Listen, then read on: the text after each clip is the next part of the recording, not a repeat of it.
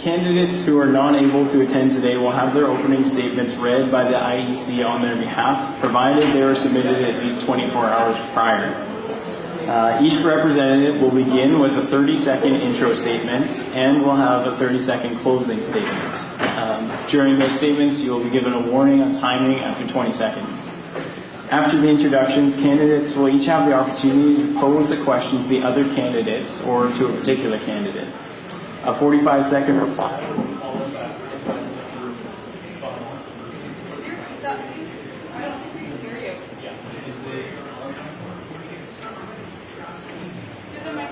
The microphone's on. Or not.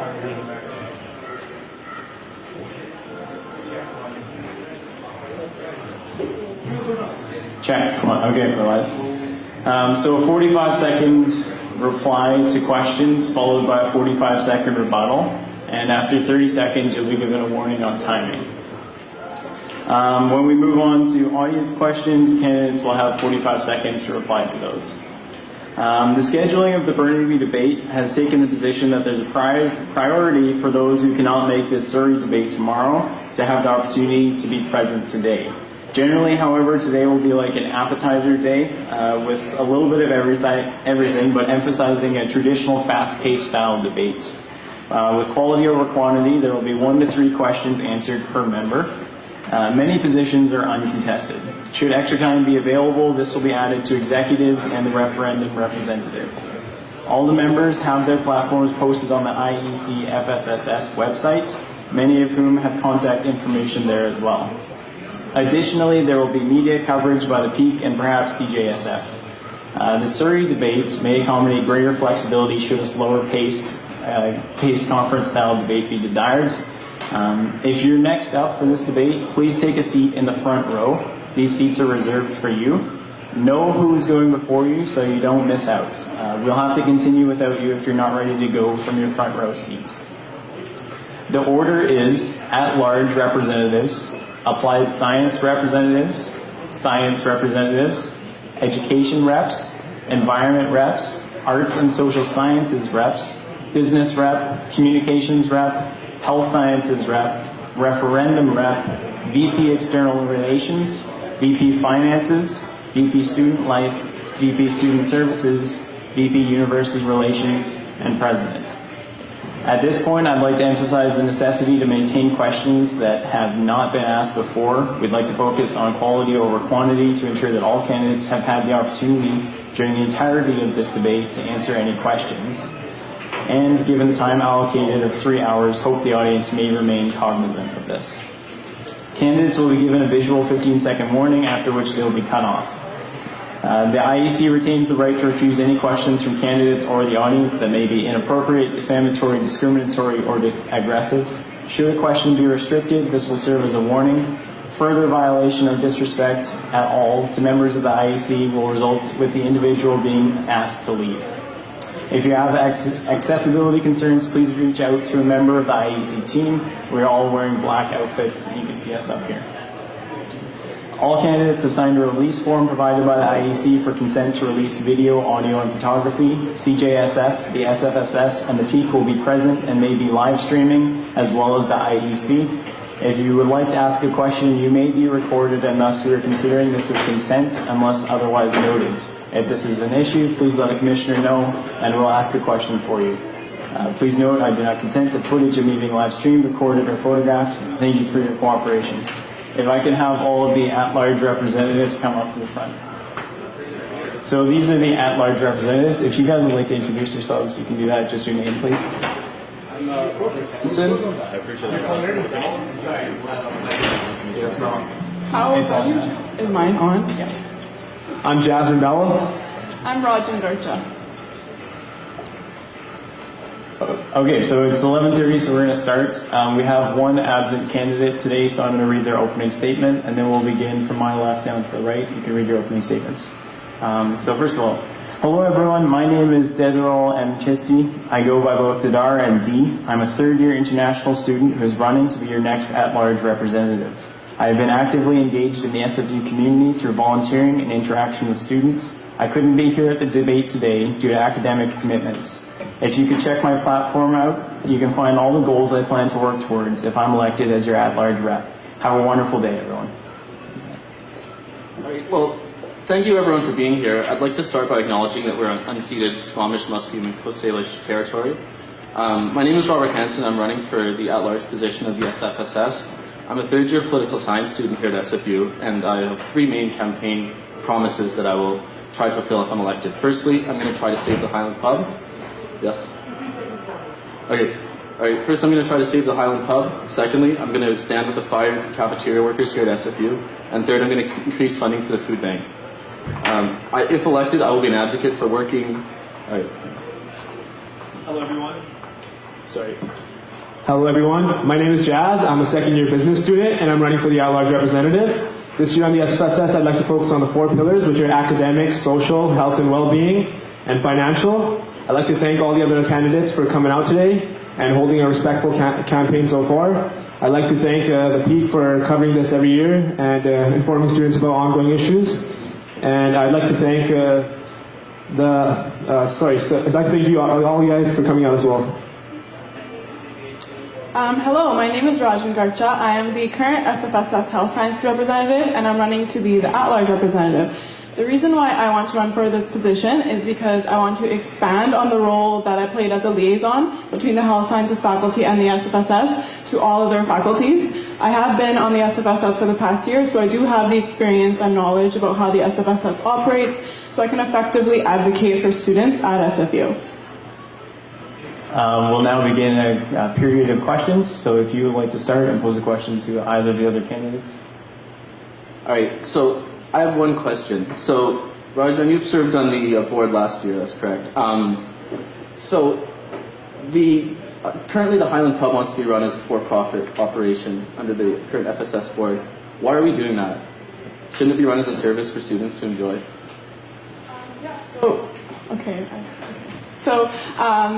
The SFSS, the Highland Pub, was meant to run as a service. However, a lot of the times we do see that, for example, Monday evenings, there's times and periods where the Highland Pub is not being used, and we don't think it is an effective way to take student dollars and put it into keeping the pub open for hours such as those where nobody is there. We could use those funds and allocate them to better services where students actually benefit from, rather than having it open for longer hours. Well, what I would say to that is that I've been an employee of the FSSS Food Beverage Services for the past 7 months, and I've seen what an important service it is to students. And I've also seen that austerity measures taken by this board have led to cuts in hours, cuts in staff, and cuts in services. And I think that if it was open longer, it would be better used by the students, and it would be a better service for students for years to come. Okay, thank you for your question. Next. Yeah, I've got a question. So it's great you brought up this question, since the SFSS Highland Pub is a highly debatable issue. Every year the pub runs on a deficit, which is an ongoing problem. I believe that before making such a decision, we should always evaluate our alternatives on whether we're going to keep the pub or whatever. But we always have to look at what we can do and try to solve the problem, as opposed to just rather giving up on it. And I believe last year what the pub did was shut down during the summer, which is a viable solution for the time being. Okay, I'm going to go to Raajan. Do you have a question? So my question was actually targeted towards Dedarul and Cody, who I'm guessing aren't here. Mm-hmm. So I guess I'll just ask a general question. What 2 committees would you guys like to be on for the rest of your board year if you were to get elected, and why are these committees important to you?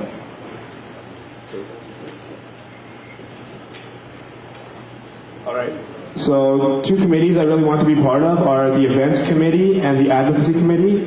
Events Committee because I've been able to prove on the Surrey Campus Committee by working through this last year that I'm able to lead on events and do a great job, because I've served on the Surrey Campus Committee and I've held the first pub night at the Surrey Campus alongside the VP of Finance, Hangue, and we were able to get up to 300 students at the Surrey campus for the first time, so we definitely made our mark there. Advocacy Committee, because I believe it's great that the SFSS already measures and surveys what students are asking for, but there's still gaps between what students really want and what they're asking they want for.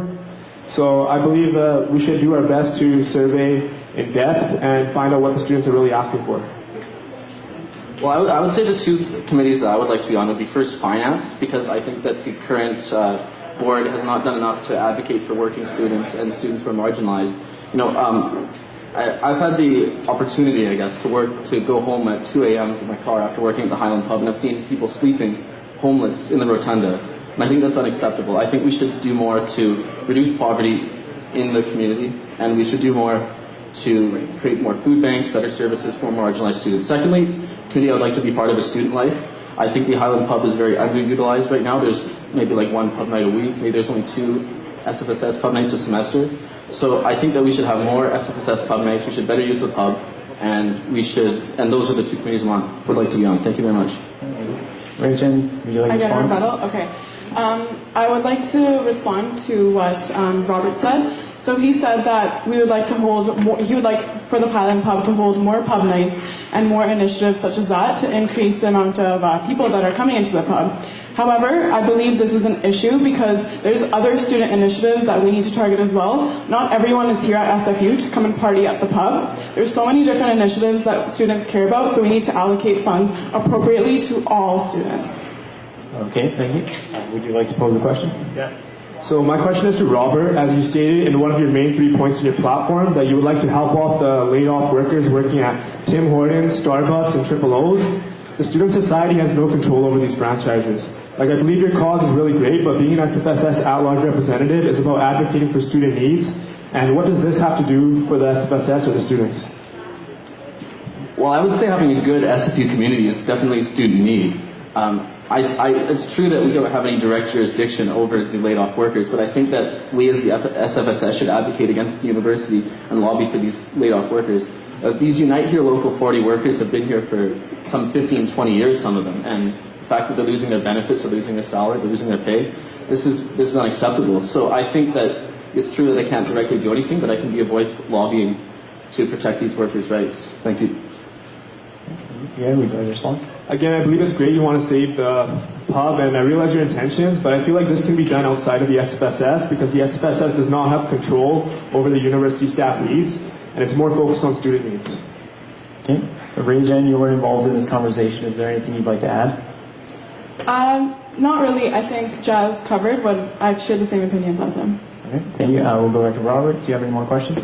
Well, I think it's a student need to have good student services, and I think having a student-run pub is a student service. I think if we privatize the pub like what I fear you want, it would lose a great sense of our community. You know, the Highland Pub has been around since the 70s, since 1970, I believe. My father went to the pub, my uncle went to the pub, I have lots of relatives who are significantly older who went to the pub.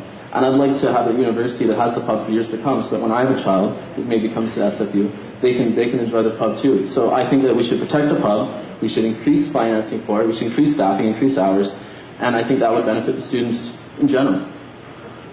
Can I actually have a response? You can rebuttal to that, yes. Okay, thank you. So, based off of your platform, I see that a lot of your platform points are dedicated towards the Highland Pub, as well as the food services that we have throughout SFU as well.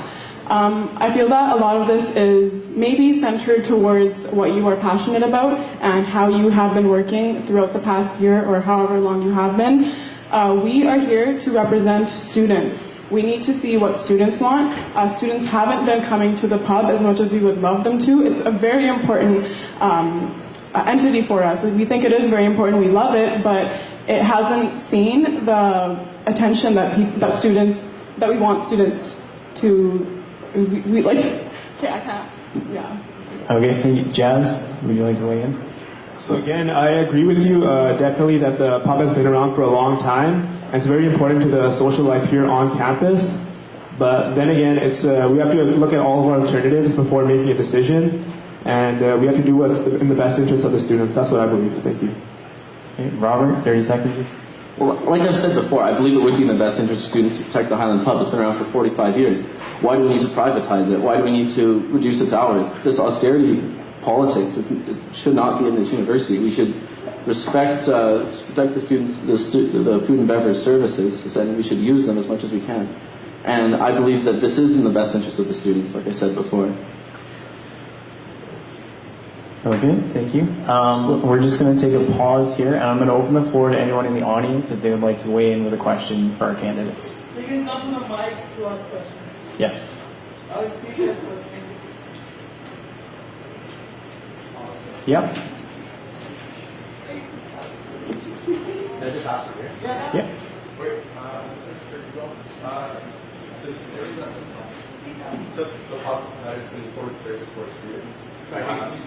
Sorry, yeah.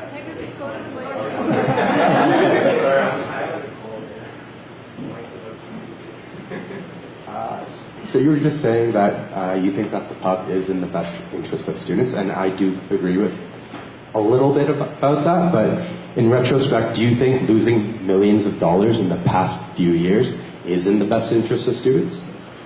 Well, obviously losing money isn't in the best interest of students in general, but if you look at student-run pubs across Canada and across the Western world, most of them lose money. The purpose of the Highland Pub should not be to make money. It should be a service for students to enjoy. The prices right now are subsidized. The beverage costs are, I don't know if you've been there before that many times, but they're incredibly cheap. And I think it should stay that way. I don't think we should increase the prices of the services, and I don't think we should privatize it. Plain and simple. Do you have a follow-up? Okay. Does anyone else have a question? Yeah, Larissa, come to the mic.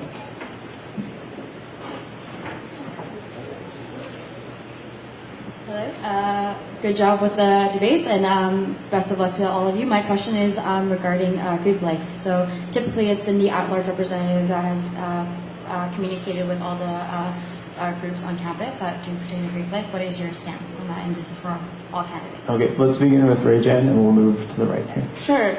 I think the at-large representative, it's very important to target all different groups at SFU because the role of faculty representatives is to target faculty-related work. The roles of VPs is a very administrative-based work. So the good thing about having an at-large representative position is that you can hold initiatives and events that target all students at SFU, which I think is very important. So the at-large representative role is a very open role. It is what you make of it, and so I think it is in the best interest of the board of directors to use that to target all types of groups on campuses. All right, so yeah, I definitely agree with Raajan. The at-large role is what you make of it, and first and foremost, the at-large representative should be focusing on representing the student voices and getting behind the scene of what's actually being asked for, as opposed to what you think is being asked for as a board member. And then it's to create new initiatives, and finally, it's to set SMART goals, so specific, measurable, achievable, relevant, and time-frame goals. I would agree with my opponents. I think Greek life is an important part of SFU, although it's not as large of a part of SFU as it is in other universities. But I think we should encourage Greek life in the university, and I think we should encourage lots of student-led initiatives, and I think that our university will benefit from that. Okay, thank you. Does anyone else from the audience have a question? Yeah, come to the mic, please.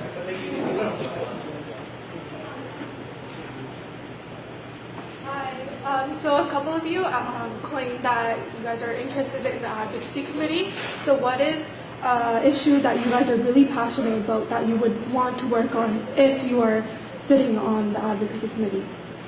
Can you repeat what committee was that? Advocacy committee. I'm not sure if you said that, but I think both Jazz and Raajan said that. So let's begin with Jazz then. All right, so a few of the things would include the sexual assault policy, because that's been a big issue this last year, and the tank farm expansion, because SFU needs like a plan where students can evacuate on and off the mountain, and finally bursary contributions towards students to help those who are in financial need. Okay, Raajan? Thank you, Prab, for your question. With the being on the advocacy committee over the past year, we actually did an advocacy survey to address student needs based on all 4 of the pillars of the SFSS. So we did cover some of the pillars throughout our term this year, although a lot of our time was spent collecting data for the survey. We worked on the tank farm expansion, which is something we've been trying to develop a safety plan for, and really pushing the provincial government to develop a safety plan. But in future initiatives, I would largely like to work on the Open Textbook program. It's something that I really wish that we could have worked on this year, but we weren't able to, as well as all the other initiatives that we found on the advocacy survey that were top priorities. We need to address all of those as well. Well, I think that in terms of advocacy, the tank farm has been mentioned by both opponents. I think we should, as a university, stand unequivocally opposed to the Kindermarken pipeline development. It's very harmful to the community. If there's an oil spill, it would be a catastrophe waiting to happen. But in terms of my advocacy, main advocacy would be to increase funding for the food bank and reducing poverty in the university. $75 is the current amount of a food voucher that students get for food. I think that's not enough for a semester, and I think it's also a shame that people are living in poverty in the university. So I think we should do, with the SFSS, try to reduce poverty as much as possible, and I think that would be my main point of advocacy if I got elected. Thank you. Okay, thank you, candidates. We're going to move to the closing statements now, and we'll begin ladies first. Raajan. Thank you everyone for coming out to the debates. It's really important that students get involved, get to know their potentially future candidates. So again, thank you all for coming. I really hope that you vote for the rest of my team, Brighter SFU. We are a group of very dedicated, hardworking, and experienced individuals. So please vote Brighter SFU, and please vote yes to the 2 referendum questions. So a few of the issues we'd like to combat on board this year include student mental health, sexual assault, study space expansion, and social life. These matters affect your education directly and your life at campus directly as an SFU student. So be sure to read through everyone's platform, know the issues, and make an informed vote. It's tough for a single board member to accomplish much on their own. So having a team you fully trust and have experience working with is vital to running a student-led organization. So vote Brighter SFU, everybody. Well, I'd like to thank people for getting involved in the SFSS. I'd like to thank my opponents. I think they're both very well qualified. But I'd like to say that if you vote for them, you'll have another year of what we had last year, which wasn't, I don't think, that great. But if you vote for me, you'll send a message to the establishment, and you'll also send a voice that we want to preserve the Highland Pub, we want to increase funding for the food bank, and we will stand against the laid-off workers, the laid-off food cafeteria workers. And that's it. Thank you. Okay, thank you, candidates. So we're going to begin with our opening statements. If you would like to start. Hi, my name is Ekjot Billing. I'm a third-year computing science student. I'm not here to make any unattainable promises. Neither am I here to convince you that I'm the only candidate for the job. Now I will quickly summarize my agenda into two brief points. First, I will advocate regarding the issue of irregularity between the course planning and enrollment. Second, I will organize more workshops and hackathons so that the students can get more hands-on experience and can engage more on campus. Thank you.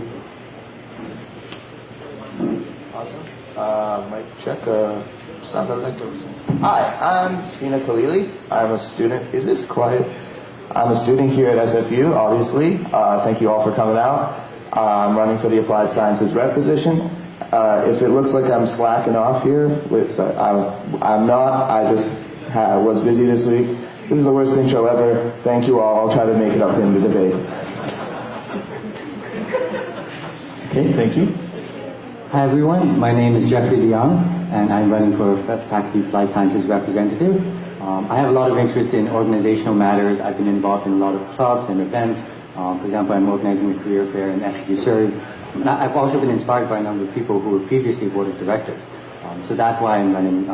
I'd really like to get more involved in events, get more involved in communication with you guys, being accountable, and just being a representative for you guys and for the students of SFU. Hey, thank you.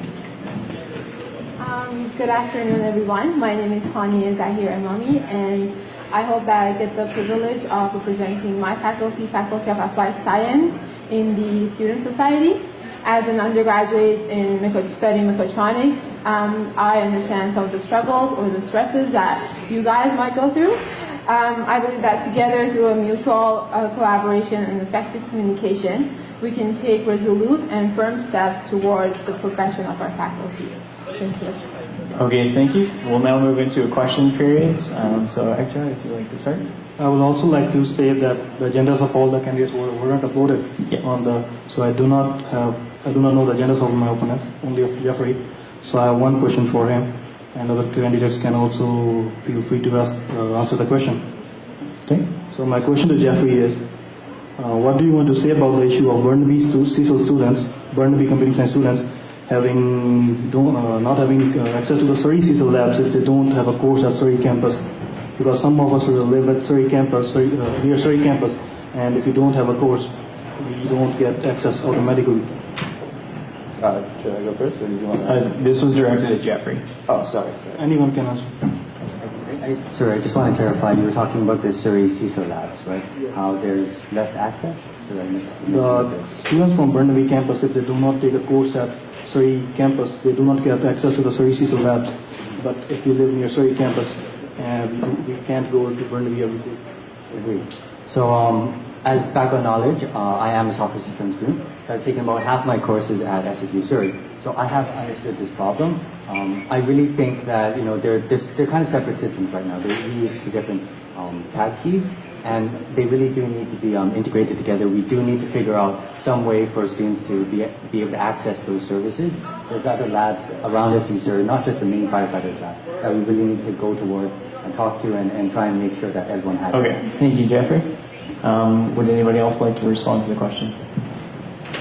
I'd like to make a generic response and say that's definitely a great issue you're bringing up, and I think for sure that we should integrate the systems. Computers are essential to any computing science students or applied science students' life, and yeah, I think we're on the same page on this issue.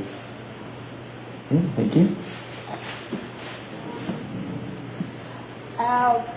I'm in mechatronics, so most of my courses are in Surrey campus, but I am planning on taking courses in Burnaby, and I understand the struggle, and I think it's a great issue to think about and improve. Okay, thank you. Sina, would you like to pose a question to the other candidates? No, I would not. Okay, Jeffrey? All right, so this is a more general question to all of you guys here. The SFSS is preparing to put forward some bylaw changes which will make it so that the faculty representatives are abolished and will be replaced with at-large representatives. Now, how do you feel this is going to affect the faculty, and what are you going to do in the next year to help this transition? Okay, we can start with you. I believe we need to have faculty reps. As a student of applied science, I have a personal connection to applied science, and I know the interests of the students who are my peers and my colleagues. I can represent their interests more. I can represent their interests more better. And I think at-large students have to deal with a lot of students, and they cannot focus on each and every faculty. Thank you. Sina? Similarly, I don't think that's a very good idea. Definitely, representatives themselves are I don't see how at-large was created so that the representatives would have less responsibility, so I don't see why replacing them purely with at-larges could create a better system. They represent their faculties, that's what they were meant for. So yeah, I'm not for that. Okay, Hanieh? I think that it's important to have representatives from each faculty because we are all like in that community and society, and we know what are the problems that's happening in that faculty. So I feel like it's important to have representatives from each faculty, and it's good to have at-large representative, but I feel like it's essential to have representatives from each faculty. Okay, you have 30 seconds for a response, Jeffrey. I just want to mention that I don't think there will necessarily be fewer responsibilities for the at-large representatives, because when that is brought to a greater number of people, then we can work towards more flexibility and more, we can fit the different faculties better because they have different numbers of students. And there are incentives for them to do that. For example, we have accountability measures for that. For example, even the stipend, right? And the faculty reps will be moved to council, so they will have some say. Okay, that's time. Hanieh, would you like to pose a question? Yes. How will you show your support for the diverse cultures? What's your prospective plans? You can start, Jeffrey. So diverse cultures at SFU, right? Yeah. So I definitely generally applied sciences. Sure. So I agree that there are a lot of different cultural and sensitive gender issues, for example, all over SFU. Applied sciences is one where this is the most disparate, right? We have a lot of different cultures, and we really have a gender imbalance. So I think there are a lot of issues where we need to connect with the students. We need to work towards seeing what kind of needs the students have, how we can help the people have an equal footing, and we really need to communicate with them and be accountable for that. Okay. Sina? Yeah, for the cultures, I'm just going to lean back. For the subcultures and there's obviously different interest groups. They're all going to, I see in applied sciences there's not very much conflict. There is a huge gender imbalance towards the male, so definitely want to get the woman out there, get them involved. But in regards to your question, I would absolutely go out, advocate for any special sort of arrangement that any of the cultures need. Yeah, for sure. Canada and SFU both have a very welcoming policy when it's regarding diverse cultures and people from different ethnicities and gender recognitions. I will hold regular office hours, so if students have any questions or concerns, they can come to me and talk about it, and I will advocate on their behalf to resolve these issues. Thank you. Hanieh, 30 seconds for a response.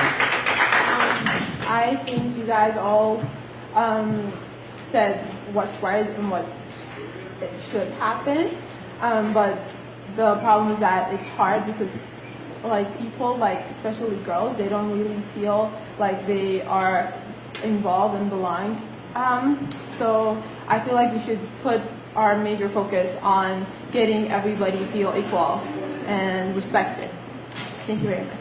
Okay, thank you. I'm going to open the floor if anybody from the audience would like to pose a question for the candidates. You can go directly into the mic if you'd like to ask a question.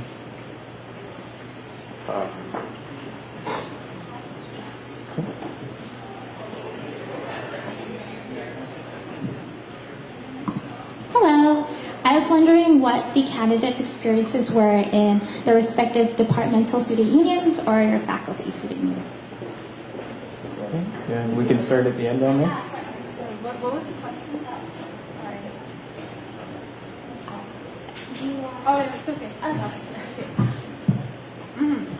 So I have a lot of friends being in SFU Surrey because it's a really small campus. So I have a lot of friends from the physics, the chemistry, the biology faculties, and of course applied science.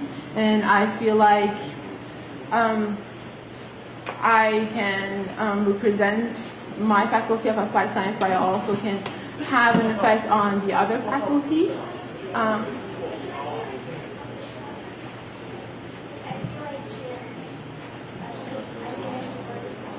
If you'd like to restate it, please go ahead. Okay, so my question was, so each department is able to form their student union. What are some of your experiences with I am not a part of the union, and I am a first-year student, so I just started this. However, I have connections with the MSc students. And the MSU represented you for first year. Yeah, that's all my experience for student unions. Okay, Jeffrey? All right, so I'm a third-year student. I'm in software systems again. And I've been working with a lot of the 4 departmental student unions within my faculty. So for example, I've been working on flash events with the Computing Science Student Society. I've been the Software Systems Council representative for a number of months. I'm also currently organizing a career fair for SFU students, SFU Surrey students. And I'm currently working with the Software Systems Student Society, the Mechatronics Student Society, and even though it's outside fast, the IAT Student Society. So I have a lot of connections there, and I really feel like I can build on that during my time. I am an executive in the Computer Science Student Society as their first-year representative. I was elected. I'm also a senator-elect, and I worked with a lot of the kids to organize a fast formal this year. I have a lot of connections in the society, and yeah, that's my experience. I'm also a member of Computing Science Student Society, and I am a member of the SFU ACM team. But I don't have much experience dealing with the student unions, but I definitely look forward to working with them and focusing on our issues. Thank you. Okay, thank you. I'm just going to pause on the audience questions for one moment. We had one question come in online. And I'd like you all to give a brief answer, just about 20 seconds if you could sum it up quickly. In what ways have you been involved with the student community at SFU? At large, outside of your faculty included. So we can start with. I have attended various events at SFUs. I'm a member of various clubs at SFU, for example, SFU Bhangra Club, SFU Punjabi Student Associations, and many various clubs. I definitely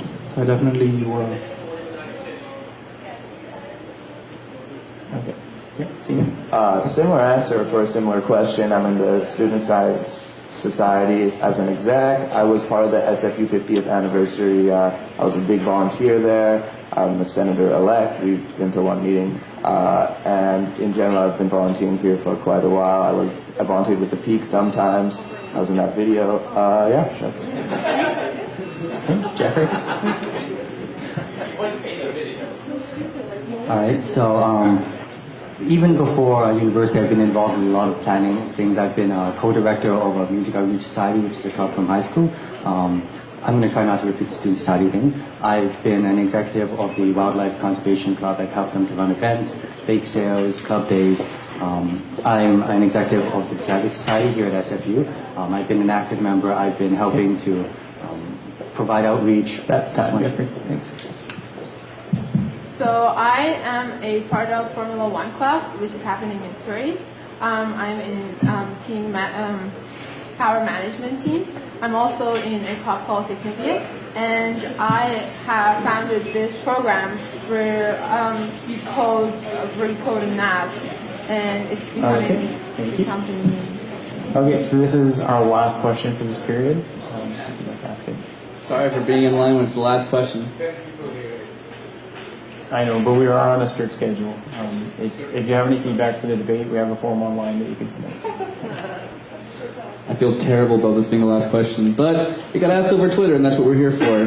On a lighter note, asked from the former Applied Science rep over Twitter, even though he's hanging out back there, can you please ask candidates which programming language is the best? Okay. If we can start at the end down there. C++. I would have to agree with C++. I like being in there, I like building things, I like being really physical and really being involved. I think Java is a better language. I think C++ is the better language. Vote for the underdog. Okay, I'm going to make an exception because that was a very brief question. If you'd like to hurry and ask it, please. I'm so sorry. Thank you for allowing me to ask the question. So my question is very brief as well, to the lady who brought up the issue of diversity at SFU. As noble as the issue is, and I believe that we should all be working towards it, I believe that the domain of the domain of operation of the applied sciences faculty rep is not something, the ideal platform where you should be functioning it. Don't you think that there's a place for the board as a whole, as a unit, to operate and work towards that, and maybe the candidates who are coming forward can shed light on that? So do you think it's just the applied sciences rep as a rep, or a member of the larger board that you want to contribute towards that? Thank you. Obviously, it is.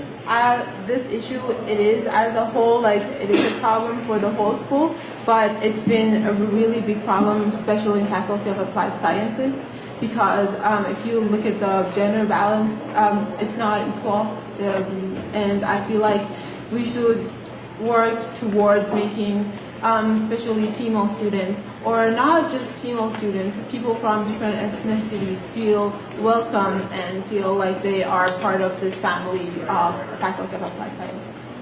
Okay, so that will end our question period, and we're going to move to closing statements, if you'd like to begin. As a student of, in conclusion, I would like to say that as a student of applied sciences, I have personally faced the issues that I've addressed in my agenda. I know the issues and I want to resolve them. Thank you. Yeah, as a student of applied sciences, I'll work hard to represent all of us, engineers, computer scientists, everyone else. And yeah, I just want to work hard and be a part of the system. Thank you so much. First and foremost, I want to thank all of you guys here again for your passion and enthusiasm. I really love that, you know, everyone's getting out here, everyone's getting engaged and asking questions. This is what we should be doing. I also want to thank everyone here because, I mean, I feel really great that, you know, Faculty of Applied Sciences is out here and trying to make a difference. Right? That really makes me happy.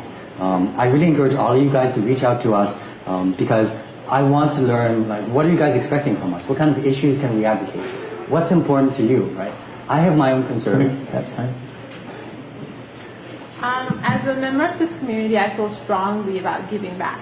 If I get the opportunity to represent my faculty, I promise to do everything to the best of my ability.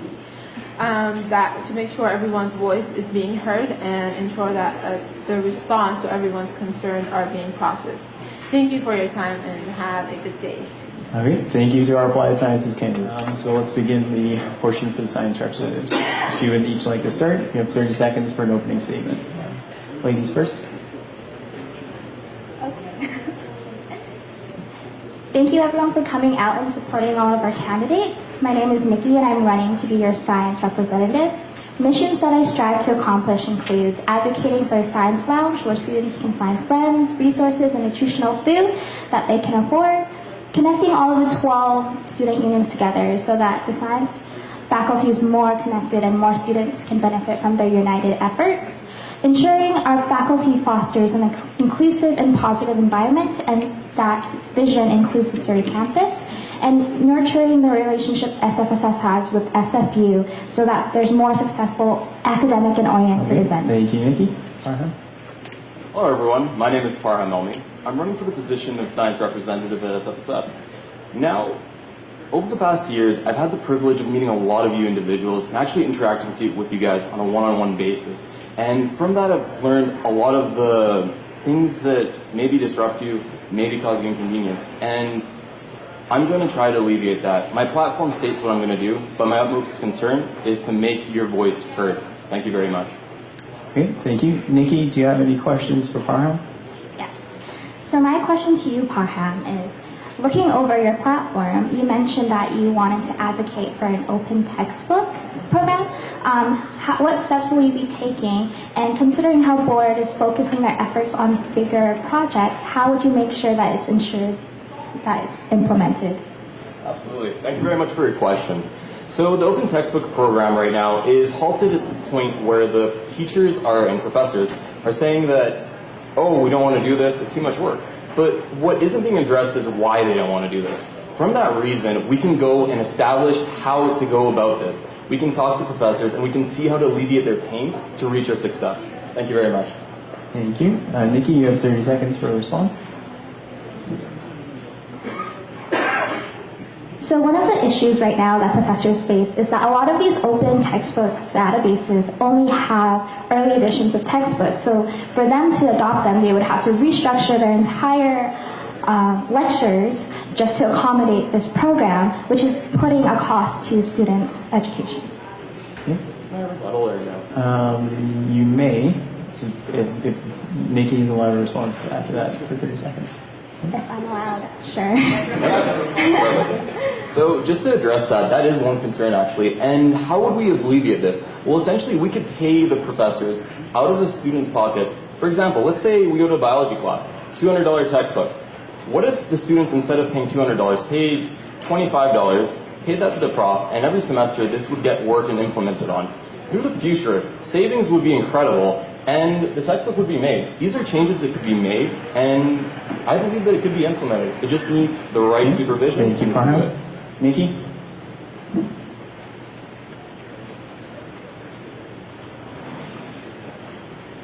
As of right now, students are responsible for a lot of costs, and by forcing them to pay for more when they could honestly go to other students and purchase textbooks that are secondhand, adding this second barrier for them will make it harder for them to have a more accessible education.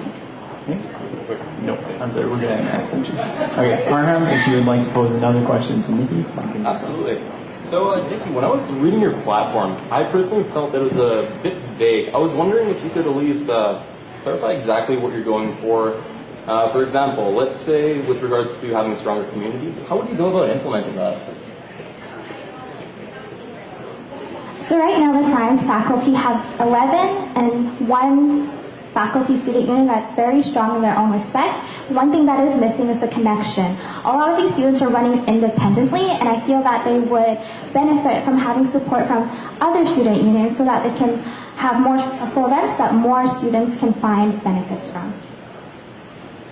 Absolutely. I believe the main question I had is, what would you do to implement this change? Okay. May I answer? You can. Okay. So one thing that the Science Undergrad Society has been using is open meetings, and that's something that's haven't been used to its full potential, and that includes inviting executives and inviting the general public to come together and talk to each other and seeing ways we can collaborate. Thank you. Okay, I'm going to open the floor to any questions from the audience. You'd like to move to the microphone and ask a question.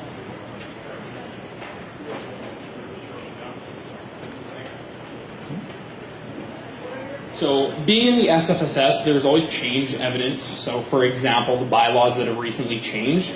As such, I believe candidates should be able to adapt to new environments and new situations. So what is something in your life that you have done to do this? Thank you. Okay, Nikki, you can begin. Yeah, okay, Parham, answer first. Thank you for the question. So throughout my life, I've always liked to experience different possibilities and have new additions to my life. For example, I've joined Enactus's Jumpstart program, and it was an entrepreneurship program. I was versing against BD School of Business, entrepreneurs in the SFU program, and I was successful and won the first place prize. In addition to this, over the summer, I've actually started my own business knowing absolutely nothing, and I've adapted being successful in just under a month from absolutely nothing.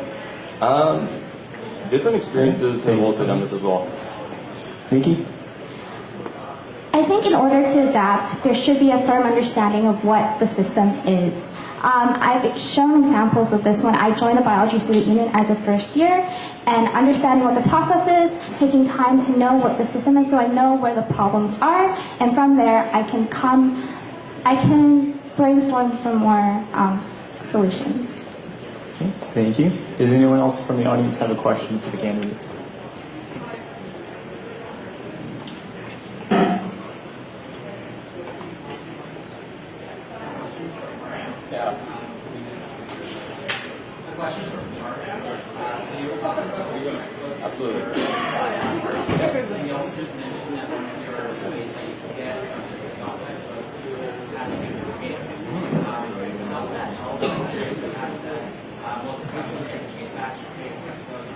Great question.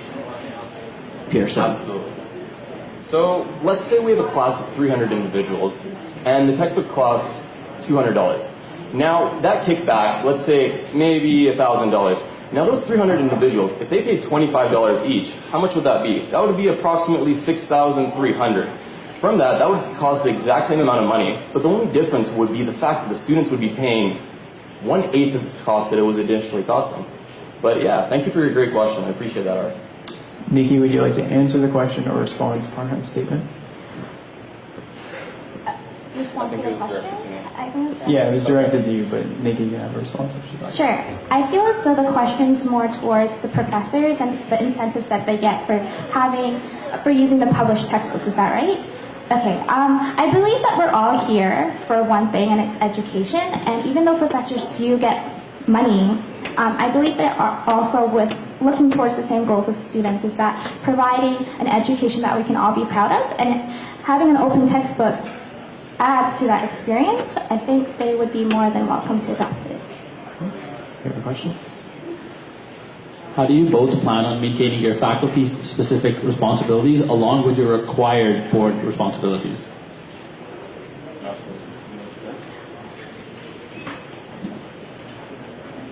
I've had the opportunity to be extremely involved already with the faculty, in that I've been keeping close communications with the biology department, with the science faculty, with Frosh, and honestly, I don't put a second thought to it anymore. It's become so much part of my schedules that I'm confident to maintain those relationships while having to perform board duties. That was a great answer. So for me as well, I've also been involved in the BPKSA, and I've actually been the biomedical physiology representative as well for a period of time. Now, with addition to the board, we have to realize that the board, if I do attain this position, we have to be able to represent all the science students. And one way that I really want to implement that, I want everyone to feel comfortable to come to me, to voice their opinion, their suggestions, and I want that expression to be valid, because the students are who pays for the society, and I don't think that's fair if we don't get to hear their voice and their opinions. Thank you. Okay, we're going to move to closing statements now. Parham, if you'd like to start. Okay. So, you guys have seen me around, and I'm an independent candidate, first time through. I believe that actions talk louder than words. When you look through the campus, whose poster is up right now? That's me, because I think that I really can achieve excellence in this field, and I can also show it. I mean, I'm everywhere on the campus right now, and I think that shows my determination to this feat. And I mean, at the end of the day, that's who you're voting for. And I wish the best of luck to all the candidates. Thank you very much. Nikki? I'd like to thank everyone for participating in this election by just being here and asking questions. Just a little bit about me. It's been a solid 2 years that I put a lot of background efforts just to make things the way they are with the science faculty, and I would love to build on that with a bigger platform with the SFSS. And I would also like to thank my slate, Brighter SFU, for the support they've given me so far. I'm technically an outsider, but they've been so overwhelmingly nice. Thank you. Okay. Thank you to both of our science representative candidates. Okay, so I'm going to read the statements for our education representative candidates. You can say it. Hello, students and fellow candidates. My name is Jamie Zhu, and I'm running to be your education representative for the Board of Directors for the SFSS. I'm currently in my third year of an education degree and plan on becoming an elementary school teacher. I've come to realize the unique power the SFSS has to bring the SFU community together to improve the student experience of everyone involved. The friendships and connections I have made with both students and staff through my involvement on the Education Student Association have really inspired me to continue on and work harder to increase participation throughout the faculty. With your support, I would like to continue to make SFU and the education faculty one that provides a diverse set of opportunities for engagement for everyone. That is Jamie Zhu, the education rep candidate. So now we'll move on to the environment rep candidate position. And we have, if you'd like to begin with an opening statement. Hello, my name is Yun Oh, and I am currently running for environmental science. Environmental rep, and I am a third year of environmental science, and currently I'm in a environmental science student union as a chair. And my goal for running for the rep position is to unite the faculty as one banner. And what I hope to do is run more events and solidify our position throughout campus and everything to make a better environment for students in terms of environment and enjoyment and fun as well. Yeah. Okay. Thank you. Does anyone from the audience have questions for you? I would love to have a question actually, because I'm around here only. I'm kind of lonely here, so yeah. I'll ask a question then, unless there's a prepared question. You go ahead. We'll go you mentioned you were a third year? Yes. So we had no applicants for environment rep last year, and we also had a by-election to fill it. How come you decided to start running for the SFSS now? The thing is, I was busy with the environmental science student union, and I was trying to get everything involved, such as events, such as Victoria trip that I planned. So I involved geography, environmental science, and environmental resources and management to go to Victoria and have a trip. And I was kind of occupied with that and trying to fill in positions when CITO was applied as a rep. So yeah. Okay. Yoon, we have a question for you. Staff provide continuation and support for the SFSS to operate during bad years. Student unions and clubs don't have that luxury and often collapse when skilled members leave. What kind of support do you see will help mitigate or end that cycle? Sorry. I think the student union needs some sort of a legacy behind, sort of a certain set of guidance to follow by. So what I noticed when I came to the Environmental Science Student Union is that we lack core members. So when we lack core members, what we did was pretty much try to attract sort of dedicated people with events and pretty much dedication. So we provide them with fun events initially, but as we progress throughout the years, we gather more people through different events and interaction. Okay, thank you. And one more question. How will you recruit future board members? For our faculty, I would like to show or create an event that is sort of really good for Faculty of Environment. I am actually planning to have a trip plan for the Faculty of Environment soon, and by doing so, I want to have many students get involved. So I want very intellectual individuals and talented people together and help me out. Okay. So Yoon, if you'd like to deliver your closing statement. So I'd like to say that that we all need to sort of gather as one. That as one faculty rep, I don't think I can do much as a sort of standalone one guy. But if we gather a lot of people and help me out, and I would listen to their problems or issues, then I believe that we can work as a one united sort of stand and hope to create a greater community for environment. And also I'd like to thank the Brother SFU for the slate, and I'd like to support the referendum question to over. Thank you. If I could have the Arts and Social Sciences reps come to the front, please. Is Mason Taykandy here? No? Okay. So Jackson, will begin with you if you'd like to go over your opening statement. Hi everybody, my name is Jackson Freedman. I'm pursuing the position of Arts and Social Sciences Rep in the upcoming SFSS general election. The faculty is the largest, most diverse on campus, and such they present a lot of the most complex issues to the SFSS board. I've been a part of the faculty for 3 years now. I've had the opportunity to get more involved, to get a greater understanding of how FAST operates behind the scenes. I've served as the department rep, the council representative, and now VP of the Political Science Student Union. Been a part of the SFSS events committee, and I believe I've got that experience renders me uniquely qualified for the position. I hope to build on those past accomplishments at a level which can positively impact all our students. Okay, if anybody from the audience would like to pose a question, please come up to the mic, but I'm going to begin with a question for Jackson. What value does being on the board provide to you? Being on the board provides, I think, just a great opportunity to contribute to the school in a really meaningful way. Being a part of other subsidiary organizations or, I guess, lower level organizations such as DSUs, in my experience in clubs, they can run into a lot of issues with communication, with actually getting things done. I think the board is a more equipped body to do that and to contribute to the community.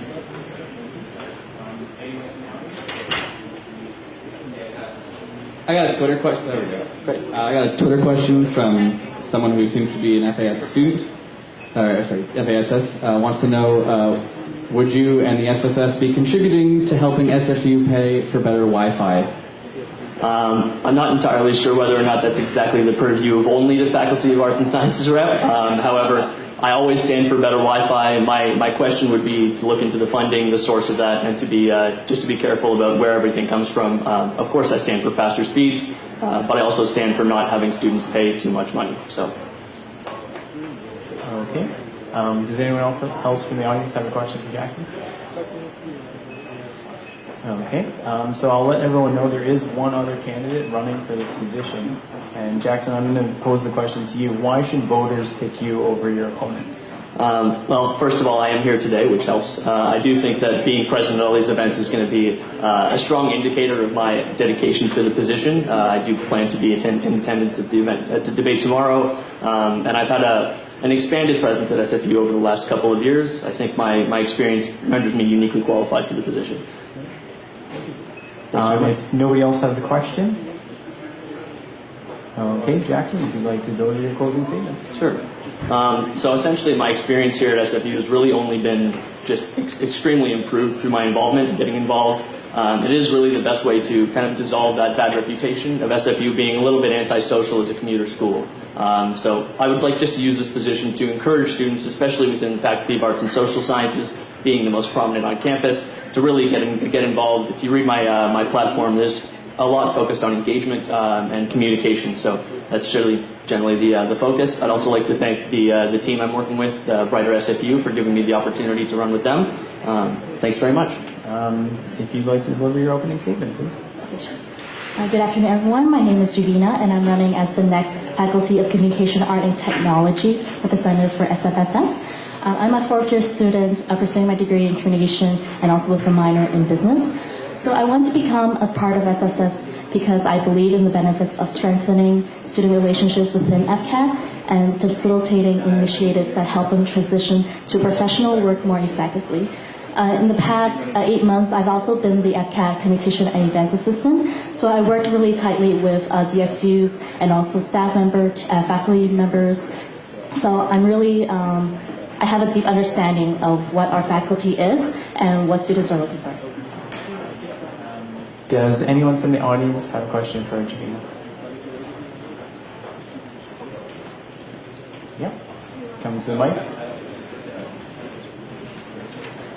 Juvina. So FCAT is widespread on all 3 campuses, in fact, even 4 now. So what are your thoughts on how to bring all these campuses together and effectively be a board member as well as the FCAT rep? So for the first question, I do understand that FCAT is well spread across 4 campuses, and it's part of my platform that I want to unite FCAT. So first, I want to host cross-departmental events that are fun, social, but also meaningful, which means that they will teach them professional skills or help them have a better connection with other students in the faculty. I'm also considering establishing a mentorship program for current FCAT students who are trying to switch majors within the faculty, because we have a lot of students who are in this situation and don't know anyone in the program that they want to switch over to. So having a senior student helping them would be great. Okay, thank you. Does anyone else have a question for Juvina? No? Okay, I'll pose one to you then. What value does being on the board provide to you? I think being on the board is valuable to me because I have a lot of friends across the faculty. So from SIA, SCA, Publishing and Communications, and often when people think about FCAT, they don't really know what it is. They don't know, like how we said, people might just think it's communications, but it involves a lot of other students. And I want those students' voices to be heard. Okay, thank you. And then also, you're the only candidate running for this position. In future, how would you promote enthusiasm in your faculty and recruit future board members? Personally, I think FCAT students feel disconnected with SFSS. So by having monthly meetings with our DSU presidents, I also want to reach out to the student union and general students as a whole. So attending social events, hosting events, also just talking to them online and offline would be a great opportunity to bring them more closer with the community. Okay, thank you. Last chance for anyone if they have a question for Juvina? No? Okay, Juvina, would you like to deliver your closing statement? Sure.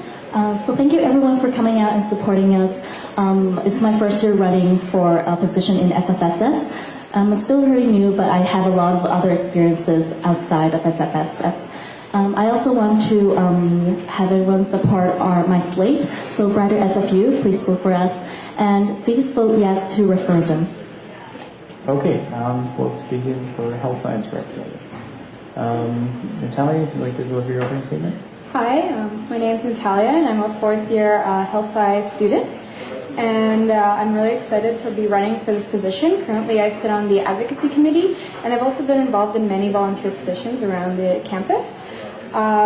So my 3 points that I want to advocate for is I want to decrease in the investment carbon footprint of SFU. I want to increase the satisfaction of health science students in regards to course availability, and I also want to unite the health sci faculty with a common goal. Okay, thank you. Aarushi? I think this works. Okay, now it works. Good afternoon, everyone. My name is Aarushi Sharma, and I'm a 3rd-year health sciences student. I'm running for the position of health sciences representative. My main 4 points on my platform is to improve mental wellness, strengthen the relations and communication between student unions and student and health science clubs, and also between profs and other students, as well as increase study space and building and maintaining on the health science events in our faculty. Okay, thank you. So we'll move into the question period. Natalia, if you have a question for Aarushi. Yeah, I have a question. So I read your platform, and the issues you set out are extremely important for health science students and the membership. However, all the main objectives that you mentioned, they're already being advocated for, and steps are being taken to achieve the goals you've put out. So my question to you is, having this position, you get a louder voice, and how would you use that louder voice to advocate for unique and original ideas, and what would be some examples of that?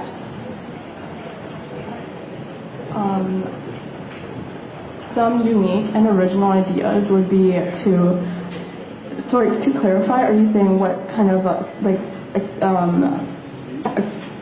things that I would want to, like some unique ideas I would want to do? Yeah, like just because all the things that you put out, they're already being, steps are being taken by other committees. Like what would be something that you personally would want to do that isn't being covered by other committees? Okay. In my platform, I specifically talked about trying to advocate for increased study space in Peterson Hall, and I feel like I've interacted with many people, and a lot of them have told me that they do feel like it's such an empty space, and they really want to see more study spaces there. So that's not something I see as already being advocated for. So I'd like to pursue that. And work alongside with the president and university relations, and find out through budget. Thank you, Aarushi. That's good. Thank you. Natalia, you want to respond to that? No, that's everything. Okay, Aarushi, do you have a question for Natalia? Okay. Why is it that I also read your platform? Why is it that you've haven't mentioned anything pertaining to mental wellness, especially since the previous health science representatives they've paved the path to be mental health liaisons of the board? Okay, that's a really awesome question, and I think that's a really important subject. However, being a board member, although I am here to advocate on behalf of students, I think there's just so many things being done for mental health awareness. For example, in the Women's Center and SFU Health and Counseling, they're already taking so many steps towards that I believe that I can use my position to advocate for better things that aren't as heard on campus at the moment right now. Thank you for your answer. I just personally feel really strong about mental wellness, and I know that the previous health side representatives, they've really worked hard they've had a vision to for the betterment of mental wellness. So I personally want to advocate for that, and it's good to build upon previous health side reps. Yeah, thank you. Okay, I'm going to open the floor to anyone from the audience if they'd like to pose a question to our two candidates. Hello, so both of you know me already. I'm the current SFSS Health Sciences representative, and what I wanted to ask you is, how has your role and involvement in the health sciences faculty specifically shaped you to be the ultimate candidate for this position? Either one of you can start. I could go. Okay. I personally believe that being an ultimate candidate means that we must an ultimate candidate to me, a definition of it is being already involved in your student unions and because that's the only way that you'll be able to know about the important issues, because people bring up their concerns at student unions. So I'm already involved in my student union. I started off as a frosh leader, and then I worked my way up to a council representative for the health sciences faculty. And I know about the events that happen in our faculty from frosh, career panel, gala. So that's why I believe that I'd be the ultimate candidate. Okay, so I personally haven't been directly involved with Jesusu, but I'm actually really excited to start a relationship with Jesusu. And I think because I haven't been involved, I have a much more diverse background, so I know people from many, many faculties.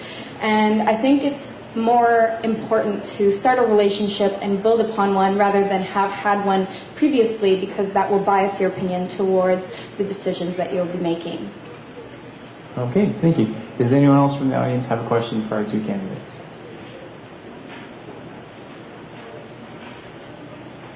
Okay, so Natalia, you talked about divesting funds from fossil fuels to lower the footprint, and Aarushi, you talked about advocating for more study spaces. How would you both go about that? Natalia, would you like to start?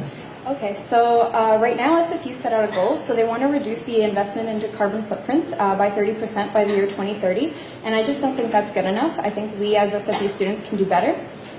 So right now there is a responsible investment committee that have one student position on it. What I want to do is I want to allow for more student positions on that committee. So I want to move it up to 3 positions. And I also want the meetings to be open to more students and for that committee to be advertised more, so that students don't have to get 1,000 signatures to make something happen. They can just come in and have their voices heard.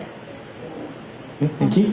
In terms of advocating for increased study spaces, as I mentioned before, I'd work alongside with the president and university relations to see where we can achieve, like where we can allocate this money from, like which budget we could use the space expansion fund, and use previous levies as capital, and yeah, so that would be like how I would advocate for that. Yeah. Okay. Does anyone else from the audience have a question? Okay. Hello. So we all know each other from the advocacy committee. So my question is, can you identify one quality in your opponent that you look up to or find admirable? Okay. Aarushi, if you'd like to start this time. I really like the fact that Natalia she mentioned the fact that she has relations with diverse faculties, and that could be a real good asset to bring in fresher and newer perspectives. So Aarushi, I know you have a great support system, and I think that it's awesome that you have that, and I think with that you can make a big difference at SFU, and I love that about you. Okay, thank you. We're going to conclude this segment with the closing statements. Natalia, would you like to start? Okay, so I just wanted to mention a quote from Suzuki Roshi, and he said that in a beginner's mind there are many possibilities, but in an expert's mind there are few. And I think having my representation at board as a member with a fresh and new mind, I'll be able to represent the Hillside students as well as the members better. Personally, I'd just like to say I really appreciate the fact that so many people came out, and the fact that there's so many people that are actually like running. There's 37 candidates, if I'm correct. It's a lot from last year. I love the fact that there's an increase of voter turnout, and I just want to encourage everyone to read my platform, my team's platform, so Brighter SFU. So please show your support and vote for my team. Thank you. All right, thank you to our Hillside candidates. Next one. Okay, so just a reminder to our candidates that you'll have 30 seconds for an opening statement, 30 seconds for a closing statement. If you're asking questions, try to keep them as brief as you can. 45 seconds for a response, and then 30 seconds for a rebuttal. If you're needing to know about your time, Allie will wave at you when you have 15 seconds left. Okay, so we'll begin with our opening statements. Good afternoon, everyone. My name is Gini Kuo, and I'm running to be the next business faculty representative. I'd just like to say that I've been very involved in the past 2 years in the BD community, and through that I've gained a lot of valuable experiences as well as fostered a lot of meaningful connections. So through being the representative of our faculty, I would like to advocate for some of the issues that and concerns that a lot of the BD students have in regards to how we work with SFSS and improve that relationship with the SFSS, so we can better communicate and collaborate with SFSS.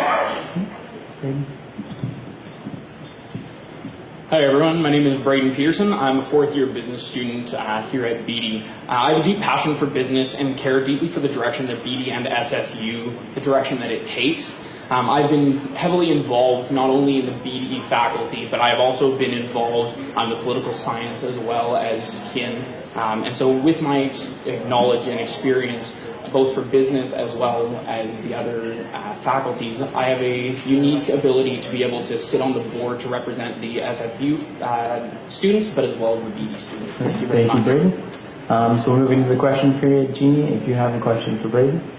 Yeah, so I just have one question.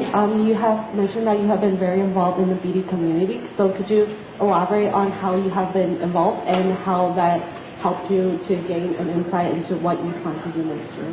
For sure. So first of all, I've been involved with Enactus. I helped with a Jumpstart program, as well as I've been involved within entrepreneurship, being a student judge for multiple competitions, as well as a mentor for upcoming entrepreneurship students. That has really given me the insight on seeing students raising all the way through high school, coming into university, as well as university students themselves. So I've been able to see the challenges that they faced early on, as well as later on in their careers as students at SFU. Thank you. Jeannie, if you'd like to add anything, respond. So, kind of responding to my own question. Okay. I would just, so thank you for your response. I've also been very involved in different BD clubs such as Enactus, Isaac, and SMA, and I would just, in my personal experience, I have been on the front line of communicating with SFSS, and I've seen a lot of the struggles that BD clubs have gone through and how BD students could have better used the resources that SFSS provided. So it is my intention to, as the faculty representative, to speak for these BD students as well as the BD clubs and better improve the communication. Thank you, Jeannie. Braeden, if you have a question. Thank you. One of the questions, or one of the statements that you said is that you want to help better support the business student clubs. How would you best go about supporting the business student clubs? Thank you for your question. So before I started writing my platform, I've actually spoken to many of the BD students that have been heavily involved in the BD community currently. And some of the problems that they have addressed are the lack of communications or the inefficient communication between SFSS and BD clubs. So this is something that I would like to address. And by working with the other board members, I would like to help SFSS better communicate with the clubs, and so we can better utilize the resources that SFSS provide. I'll do a quick response to that. I believe that transparency is also a very major key for having a clear communication between the faculty and the students themselves, but also for the student clubs as well. So what I have proposed is, in my platform, I have transparency as well as collaboration. So what I would like to do is get all of these student clubs, attend business student clubs, and be able to better communicate within themselves so that they have a unique platform that they can stand on and build on each other instead of being completely separate entities. Thank you very much. Thank you. I'm going to open the floor to the audience if anyone has questions for our candidates. So both of you have a lot of experiences, but the question I have is what sets you apart from the other candidate? Thank you.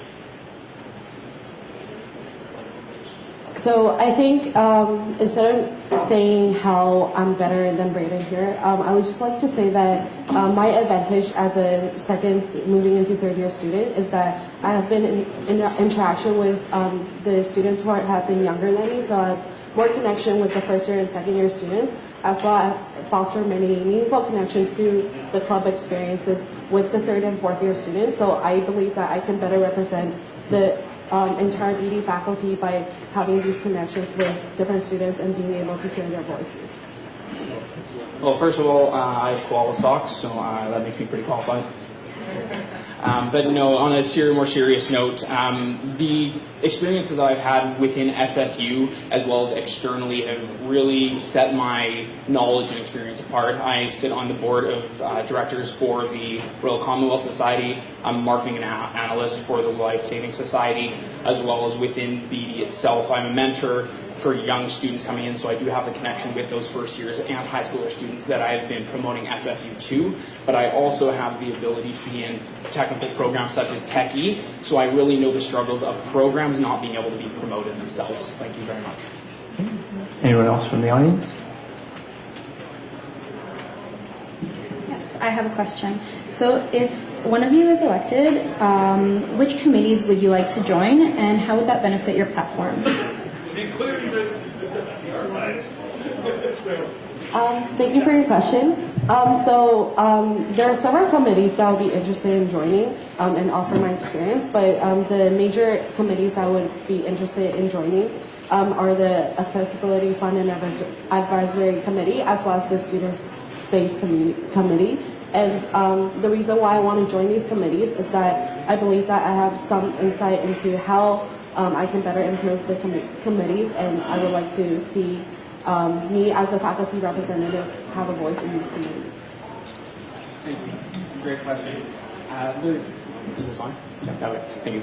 For the committees that I wish to sit on, what I'm going to be looking for is the governance committee as well as the events committee. With my platform, the 4 things that I'm going for is collaboration, transparency, flexibility, and funding for students. So with those being on the governance committee, I'll be able to make recommendations to the board for the constitutions, the bylaws to better the students' body as a whole, but also the BD students. And with the events, that parts with the collaboration, I wish to help the BD clubs themselves get together, but also multi-faculties. Thank you very much. Thank you. Are there any other questions from the audience? Yes. So being a current business student, I have a question as well. So there are no departmental student unions for the business faculty, but there is the one faculty student union, which is BAS. How do you plan on working with BAS, and what past relationships do you have with BAS? Okay. Braeden, if you'd like to start this one. Sure, I'll start this one off. So just talking about kind of how to incorporate all of the different areas of business themselves. We do have different student clubs within those that advocate for, say, accounting, MIS, the different kind of concentrations within the faculty itself. I wish to communicate better with them by getting a group together so that the heads of those organizations can collaborate so that they can better plan events and that there can be a lot more communication within them so that the students know better opportunities that are available to them through whether that be events, whether that be different responsibilities that they can carry out themselves. With myself, I have had past relationships with BAS through the executives on the board. A lot of my friends have sat. Daniel Breville was one of the past presidents, as well as I have been a part of many BAS clubs. Thank you. Great. Thank you for your question, Jazz. I have spoken to the past, so the outgoing past president, as well as the incoming president, before writing my platform, and I believe that there are some certain things very practical things that we can work with as a faculty representative for SFSS to better improve how BAS functions, how BAS benefits the business students, as well as I believe that a lot of the members in the BAS committee are very experienced individuals who have been in different business clubs, so they can also offer an insight into how we can better work with the other business clubs as well. Okay. Thank you both. We're going to conclude with our closing statements. Yes, sure. All right. Thank you guys all for coming here. And I guess one of all of our kind of platforms is that we want the SFSS to be promoted through those student organizations so that they can come out and vote. We want voter turnout to increase, because that does create a better environment within SFU, and that's really what we are all advocating here, no matter our opponents or other faculty representatives as well. But the one thing for business that really stands out is that there is a lack of collaboration, there's a lack of understanding and involvement within the business students. There's a set group of people that continually come out and get involved, but we want to be able to promote and getting better involved. Thank you very much. All right, I would also like to thank everyone for coming out to the debate. I believe that Braeden and I actually have very similar goals in terms of how to improve the BD community and their collaboration with SFSS. I would just like to, and I've also, with my experience and my research into how we can better collaborate, there are certain things that I would think would very practically and pragmatically change how and improve how SFSS can benefit the BD students. So I encourage all of you guys to read my platform and see if I'm a good candidate for yourself, and I believe I am. And I would just like to encourage everyone to also vote for my team, Brighter SFU. Thank you. Okay, well, let's get started then. If you guys each have an opening statement, you'd like to address the audience.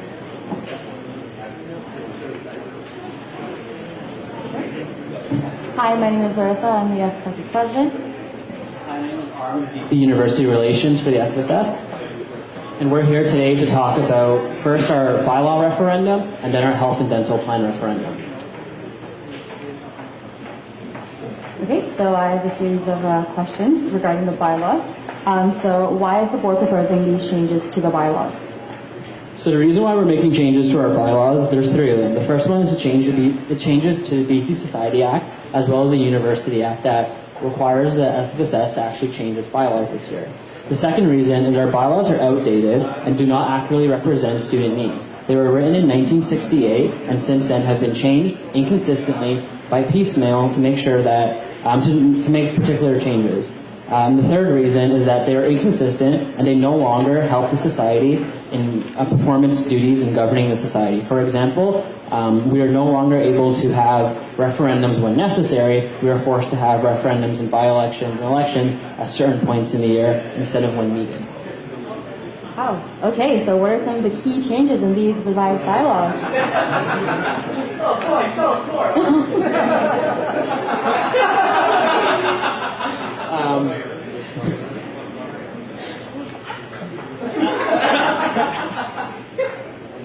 So some of the key changes are the new definition for membership, which will help in situations to keep board members actually eligible to hold office throughout their entire term. Changes to empower council. So council will go to a proportional representation system where there are 20 councillors divided by faculty. There will be 20 in total and they will be elected by representation. Council will also be elected at the same time as the annual general election. There will also be changes to the composition of the board of directors. There are currently 16 board of directors, 6 executives, 8 faculty reps, and 2 at-large reps. This will be changing to 5 executives and 4 at-large representatives. The representation for faculty representatives will be moving to council. The board will also have a succession plan in the event that a director resigns or is impeached. The board of directors will also have the opportunity to call a by-election any time in the year, not just 6 weeks into the fall semester, which could have been very useful this year, as well as there will be updated language regarding the Independent Electoral Commission. What happens if this question passes? In the event the question passes, the bylaws will come into effect May 1st, 2018. This will allow for a 1-year grace period to make sure that the society can have a smooth transition and so that there can be member feedback. Okay, so then what happens if the question fails? Everything falls apart.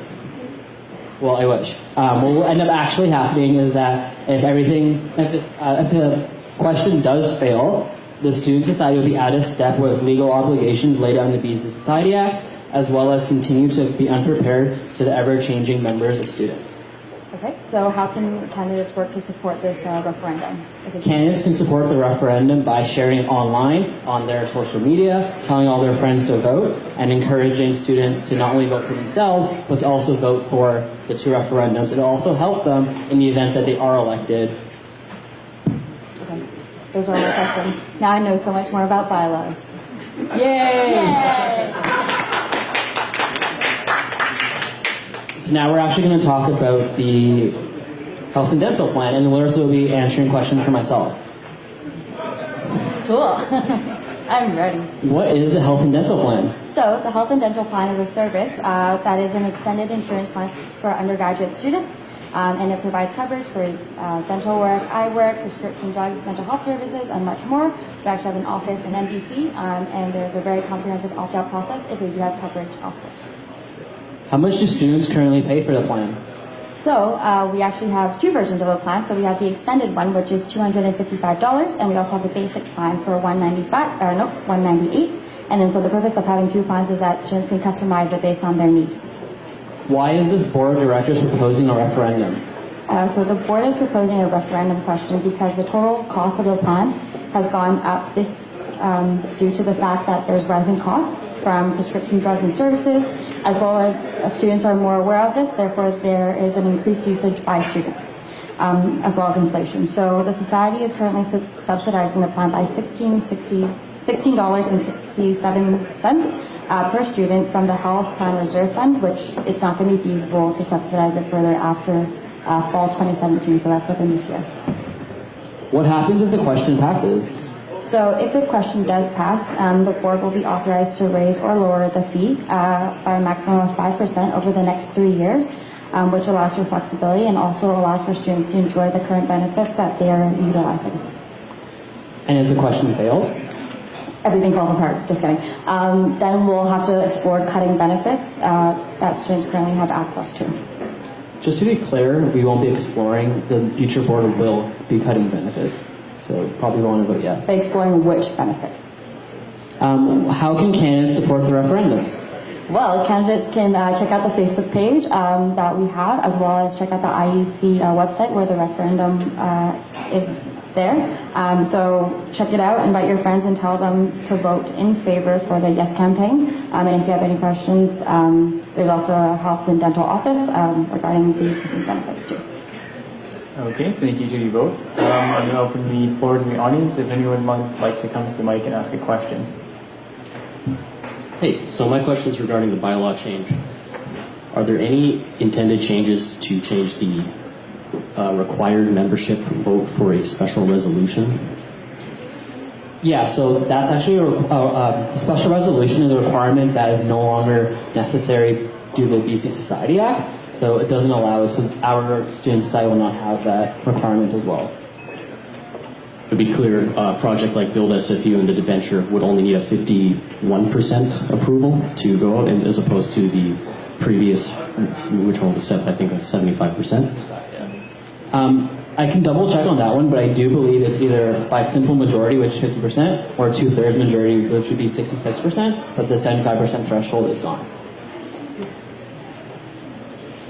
I'll ask a question, and just correct me if I'm mistaken in answering this, I'm just trying to figure it out. But it seems that should the bylaw referendum change pass, there will be the elimination of the VP student life. Is that correct? Yeah, the VP student life is going to be rehoused as a VP engagement. It just requires, it just allows the board to actually, the title, the term, and the actual job description will more accurately represent what the VP student life currently does. And so under that, is that also with VP Student Services, or where is that position going to be re-implemented? The VP Student Services is a position that's mostly operational and usually done by staff, so it's a position that's rendered no longer necessary. Perfect, thank you. Does anybody else have a question for the referendum representatives? For those who don't know, I'll pose a question to you both. What does it take for a referendum question to pass? That's a really good question. We need 5% of students to vote for both referendums, and just a simple majority, so 50% plus 1. Okay, if either of you would like to say anything to close? Oh, I'm sorry, yeah. So I just had a question. This question was actually proposed earlier for the applied science representatives to see if they were in favor of the new bylaw reform or not. And 3 out of the 4 said that no, they were not, because the faculty representative positions are being dropped. So there is a lot of concern about that. I am personally in favor of the new bylaw changes, but how can you address the issues that faculty representatives think they will face of having less representation when these bylaws take in place? So how is this actually improving faculty representation rather than decreasing it as they think so as of right now? Yeah, for sure. When faculty representatives are elected, they're elected only by their particular faculty. They come to the board of directors with the idea that their job is to only represent the faculty of arts or the faculty of business. But once they're actually elected, they discover that their job is to actually represent the interests of all students. This kind of creates a bit of a conflict for those faculty representatives. So the idea is to have that faculty representation not at the board of directors level, but the council level, where it would be they can raise issues that they have, for example, common room spaces, which is what currently happens at council. That way, that representation is at council, and it won't be like the current council where they're paid $35 and they meet once a month. It would be a council that there would be a significant increase in their stipend, as well as the amount of hours that they're expected to work. It would be very similar to the current role of a faculty representative.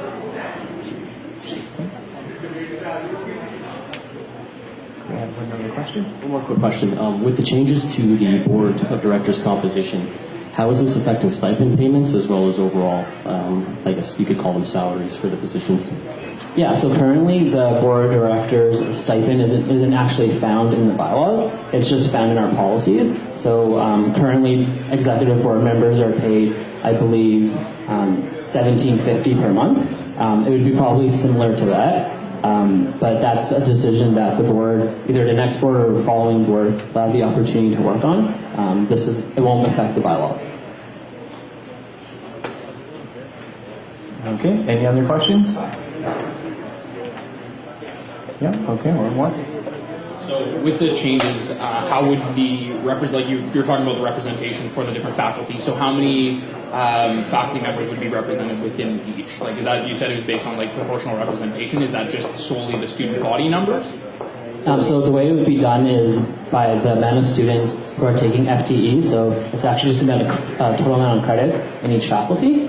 So for example, the Faculty of Arts being the largest faculty could have, for example, say 4 representatives of the 20, and then from there on it would be distributed by faculty. So each faculty would be guaranteed at least 1 council seat. This way it just allows for more representation by actual faculties. Okay, if either of you would like to say anything to close. Please vote yes to both campaigns. All the information is available on the SFSS IEC website as well as Facebook. And if you have any questions, feel free to reach out to RI and myself. Thank you. Okay, Get your friends to thank you vote. We need both. 5%. We're going to have a 5-minute break now, and then we'll begin again with the VP External Relations position, and then VP Finances after that. If you'd like to begin with your opening statement, please. Hi everyone, my name is Prab Bassi and I'm currently running for the Vice President External Relations position for the Board of Directors. I am a 4th year student and I currently serve as the FCAT representative on board. And that means that my term on board has taught me a lot about the society and how to strategically plan and execute campaigns and events. I currently sit on multiple committees, and this has enabled me to learn and determine areas for improvement, which I want to work on as the next VP External Relations. Okay, thank you. Does anyone from the audience have a question for our candidate? Come to the mic. Ask me questions. Okay, so both of us are on the advocacy committee, and I think we both want to continue with that in the future if we get elected.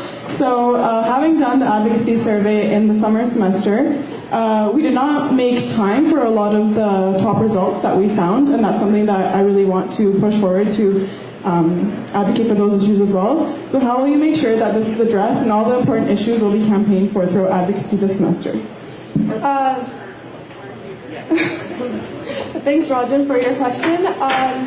Currently, I do sit on the advocacy committee, and we created a survey which we executed in summer semester, and we also campaigned for the top priorities that students had, and some of them weren't campaigned for yet. My plan is to continue that work. For example, we didn't touch upon the OER work.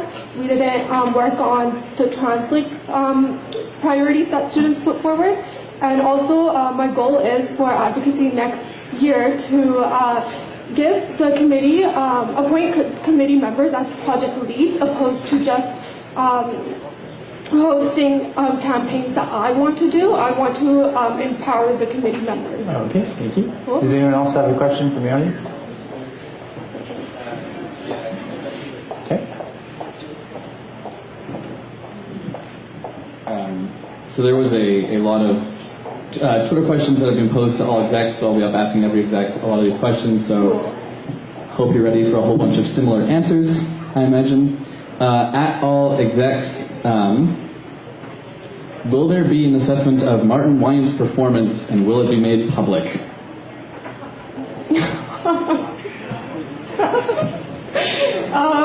Okay, as execs, it's our duty to keep in touch with our CEO.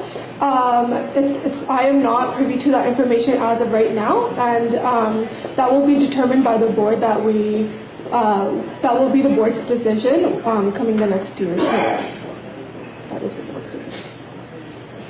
Okay. Does anyone else want to pose a question? Okay, we have a Twitter question. Okay.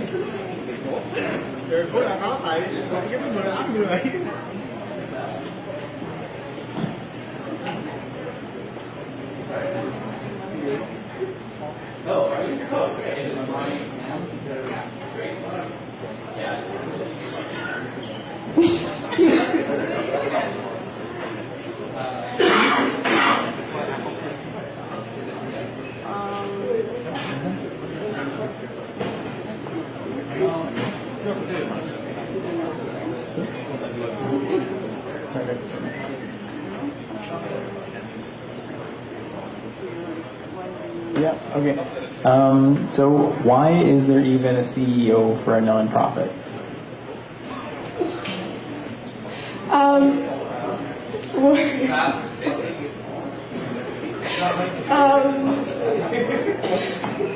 Did I answer the question?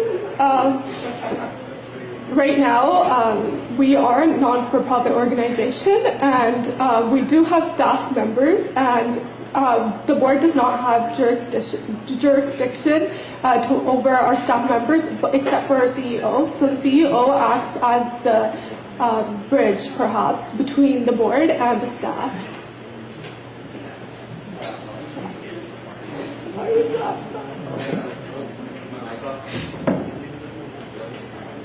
Alright, I'll just speak really loudly. Another question from Twitter, but not from my name. What have you done the past year as the FCAT rep? Okay, fun stuff. As the FCAT rep, I worked closely with the FCAT administration and also all the DSU presidents. I helped with the FCAT undergrad conference, and I'm currently helping with the FCAT formal organizing committee. And also I tried to advocate for a FSU, but I learned that FCAT is very diverse and that's not the option. So I do currently host monthly meetings, which is happening on next Tuesday if you want to show up. But yeah, so that's what I've been doing with FCAT. And also, I'm also a board member, so I also have to deal with all the board priorities put forward on the table. Okay, here's a question for you. The upcoming provincial election gives you and the board little time to prepare any get out the vote campaigns. How will you deal with this? Okay.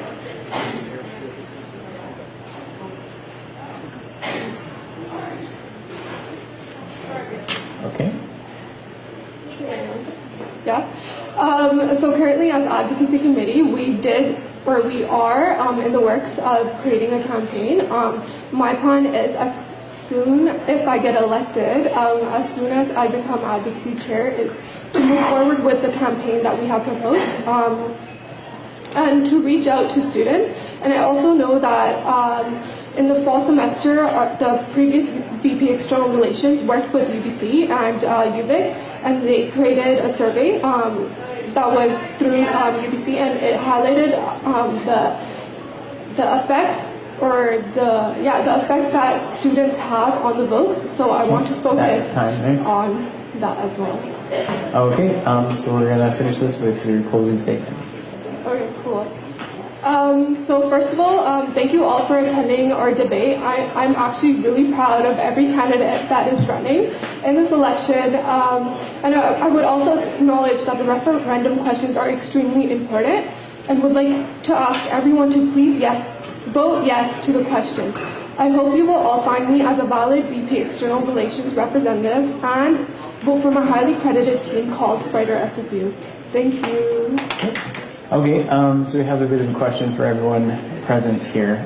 So Tawanda Suave, he was not present and he didn't submit a statement by the deadline, although he has submitted it since. Is everyone here willing to hear his statement, or shall we proceed without it?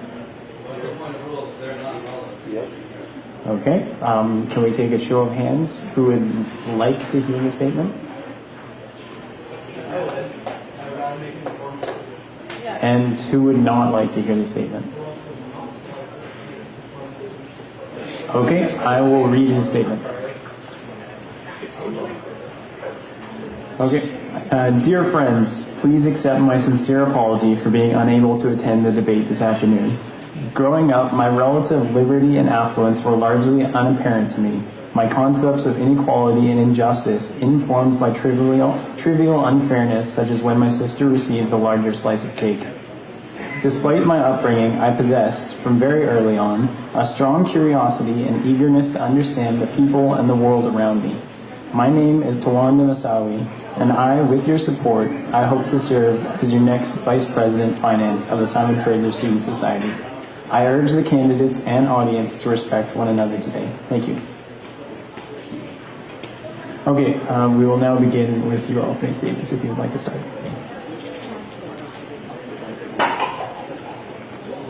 Good afternoon. My name is Archit Bansal and I'm a third-year BD student. It gives me great pleasure to sit here today with the opportunity to present my portfolio in front of all of you. My state of mind is being ideal, which entails equitable dispersion of funds, improving accountability, and a more engaged SFSS through the Opportunity Engagement Fund.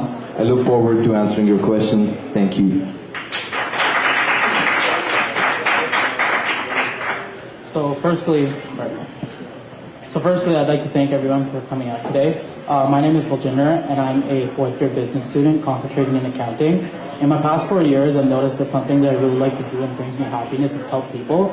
So I know that I'm qualified as I bring transferable skills, the experience, and the knowledge that is needed to fulfill the role of VP of Finance. Thank you.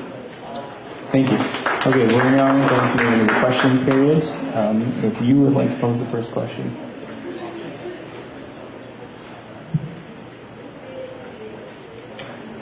Mr. Bains, most of your platform is focused on improving operational efficiencies, although it is a very important factor, especially for the VP Finance portfolio. But I was wondering if you have any plans to grow the SFSS further through your portfolio and not just focus on operational efficiencies. Thank you. So thank you for that question.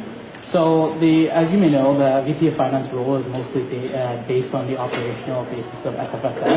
However, I do agree as a board member, you do have other responsibilities, and I do advocate for other things that other exec members that are currently running in my platform, SFU Vote for Brightness, are based on. So I'd also advocate for those same things. Thanks. Would you like a response?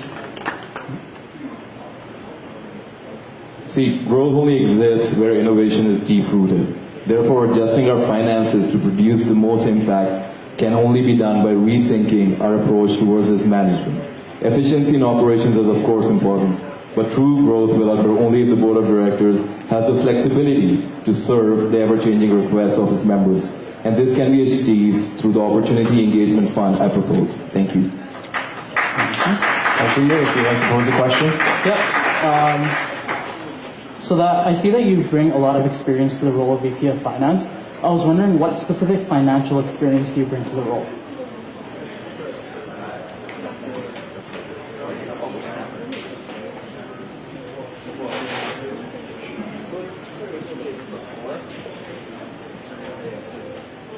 See, experience does not come from repeating the familiar, but through deliberate and constant effort towards pushing the known. I've tried faithfully from my very first semester to do that, and in the process have had the opportunity to work with very different projects. I'm currently sitting member of the Burnaby Board of Trade. I also have, Burnaby Board of Trade. I also have had the chance to start 2 companies which currently I still hold equity in, and this has all been done over the past 3.5 years. Thanks. If you'd like to respond. Yeah. So the role of VP of Finance, you need to understand financials in order to fulfill the responsibilities of the role. I bring that to the table. I have the necessary transferable skills, and I have the necessary accounting knowledge. In regards to the skills, I understand budgets because I've dealt with $1,000 budgets. I've dealt with large transactions, and I've also dealt with multiple stakeholders. In regards to my knowledge, I hold an accounting degree. I'm a 4th-year student, and I'm almost about to finish. Also, I'm trained for this job, so I know what I'm doing. Thank you. Would anybody from the audience like to pose a question to our 2 candidates? So this one is for Archit. So on your platform this year, you make reference to the sexual violence misconduct policy, which was also on your platform last year when you ran for VP External. So clearly this is an issue that you care about. So my question is, what have you done considering that you highlighted the policy and you also highlighted loyalty in your platform as being a key tenet of being a student leader? So again, what have you done pertaining to that specific policy?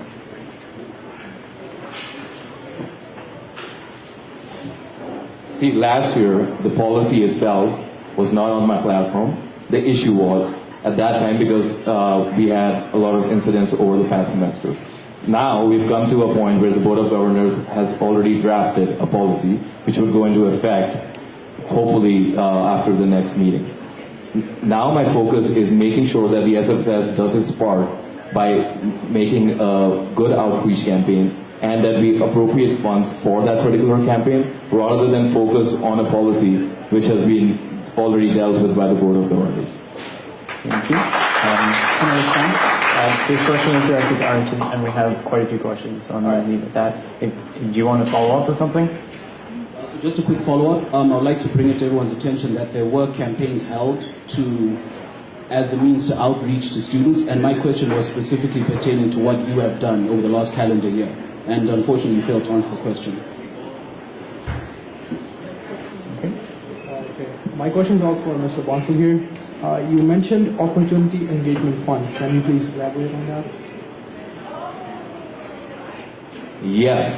So this is basically what I'm proposing is a 2 to 3% fund created out of the surplus, if we do have a surplus starting from the year 2018 to 2019. Basically, why is because whenever new board of directors are elected, they're always restricted by the carried down budget. And if we could offer them the flexibility to pursue projects which are relevant to that particular year, we would have way more engagement. And also that we usually always have a surplus, but it's the fact that the surplus would be used towards this particular goal. Thank you. Yeah, you can expand on that if you'd like. Okay. So, can you repeat the question for me again, please? No, it wasn't, but to allow fairness in talking time here, I'm going to allow a response. So can you repeat the question for me? So let's phrase the question as, what do you think about the Opportunity Engagement Fund? Yes. Okay. So I'm not going to specifically talk about the Opportunity Engagement Fund because I feel like it's based on hypotheticals, and I don't deal with hypotheticals. What I want to do is basically I want to introduce a grant reform which deals on the problem at hand, which is clubs and DSUs and other services student groups aren't getting the services and the funds that are required in the granting process. And by that, I want to communicate clear criteria that are objective so that students can get stable funding. And also I want to increase the number of grants given to students because I know that financial stress for students is something very big. Thank you. Next question. So this question is for both the candidates. So with what philosophy should SFSS run its projects and businesses according to you guys? Sure. So SFSS is based on 4 specific pillars. First one is academics. Second one is social and health well-being. Second one is social. Third one is health and well-being. And the fourth one is financial. So every single thing that the role of VP of Finance does should be based on those specific operations because those are the pillars that SFSS stands for, and I myself want to continue to make decisions based on those 4 pillars. From your question, I do understand that you're talking about the particular business aspect of management funds, right? So basically, yes, we are a not-for-profit, and yes, we have to follow certain rules which are set in the Societies Act. But I do feel that we are less dynamic than what we should be because we are not really creating any investment strategies over a period of time. And again, keeping in mind that it is not our job to create more profit, but it is our job to create money to produce more and better projects every year. Thank you. Next question. My question is directed to both candidates. So both candidates have promised to bring some kind of change to the society. Baljinder, you've promised reform. Archit, you've promised radical change. So my question is that keeping that in mind, how do you plan on fulfilling those promises while fulfilling the promise of responsible spending? If you'd like to begin this time. Responsible funding is essential to just running the SFSS, so I appreciate your question. One of the major key aspects which we go on every year is about check requisition, which Baljinder has very kindly explained in his platform. yes, check acquisition is something where we can gain more accountability, but also trust with our membership. The responsibility factor also entails to how we present information to our members. And for that, I propose infographics to all of our finances, and also a quarterly financial report presented in front of the student council, so leaders can actually see where we are spending our money, and then they can reach out to the members they already are a part of. Thank you. Thank you for that question. So my main platform point, the first one, which in regards to change, is basically reforming the granting process. I feel like this was important, and I didn't go for any radical changes, because I feel like if you go through something that has gone through such intense scrutiny, such as the grant reform process, you don't want to change that system, yet it is better to just improve it. Because first of all, we're dealing with funds. I know students work hard for their money, and I don't want to waste that money. Which is why my changes are not radical, yet I want to base the changes on responsible spending and efficiently spending, which is my third platform point. Thank you. Next question. So the role of a club executive goes beyond their operational duties. So my question is, what's one issue that SFU students face right now that you plan to advocate for? So once again, dealing with grant reform, I feel like that's very important, because it's almost like a trickle-down approach. If you fix the grant reform, reform the granting process, you're allowing clubs to get stable funds, right? You're basically communicating that criteria. The students understand what type of how your funds are. Your grant is approved or rejected. On the basis of that, they're getting stable funding, and thus to their different faculty, departments, and etc. You're creating value with the events that you've held. I think growing the amount of trust we have between the members and the board, especially through finance, is very essential, because both him and I do read financial documents, and we have the capabilities of actually going and finding the information and trying to make sense out of it, right? But other members have basically no clue on what we're doing and why we're doing it in any year. And one of the biggest factors this year about that project has been the stadium, which was cancelled and now is back on track to hopefully get approved, which is a very huge factor which was promised to the student community but was taken away. And now I want to make sure that I can contribute my best to hopefully getting the proposal accepted. Thanks.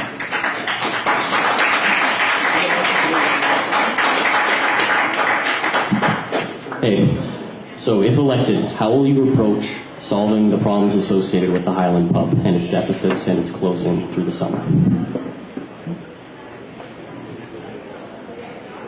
So one of my platform points is specifically about the food and beverage services and Highland Pub. I do realize, first of all, it is a very important piece of student community at SFU. So I don't want to get rid of it. That wouldn't be my first option. But on the other hand, one of the major issues right now we have is, yes, we use it for events and clubs, get it for mostly parties, but we're not getting a lot of revenues from it. So either we increase the utility of the space to create more revenue, or if we can't do that, then we move the pub itself, hopefully into the new building, and then use that space for something else, so we're not suffering the same amount of losses. Yeah, so the Highland Pub is going through difficult times, and I agree with that. But if you look at the revenue aspect of it, a lot of students are gaining value from it. So in that sense, I wouldn't really consider removing the Highland Pub at all or closing it down. In the sense that I would focus on increasing operational efficiencies to reduce costs. Usually that relates to like duplicated activities. I don't know if anyone knows managerial accounting, but that's how it works. And in that sense, even for the current budget that's allocated, there's a reduced amount allocated to the Highland Pub, and it's for that reason. We want to increase operational efficiencies in Highland Pub because there's less usage. That may be because there's more accessibility to food and beverage services beyond Highland Pub. And we have to take that into account because that's reality. But in the worst case scenario, what I would do is that we would have a transition of management, but we want to ensure that all the events that are held at Highland Pub are still there, and we would take that into account because we believe it's important to add value to the students. Before your next question, I'm just going to say we're going to cut it off at R for the last question. R will have the last question for this segment. Yeah, so you can go ahead.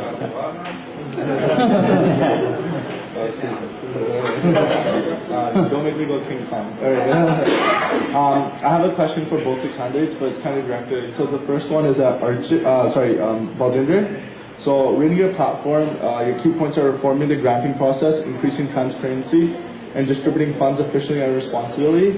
Right now, the SFSS is already reforming the granting process with the granting committee. With increasing transparency, we held budget consultations for the first time this year regarding the budget. So we're already doing that. And distributing funds efficiently and responsibly. As a key member of the Finance and Audit Committee, I believe that's something we're already doing. So can you talk about something that you're going to be doing that's not already currently being done by the SFSS?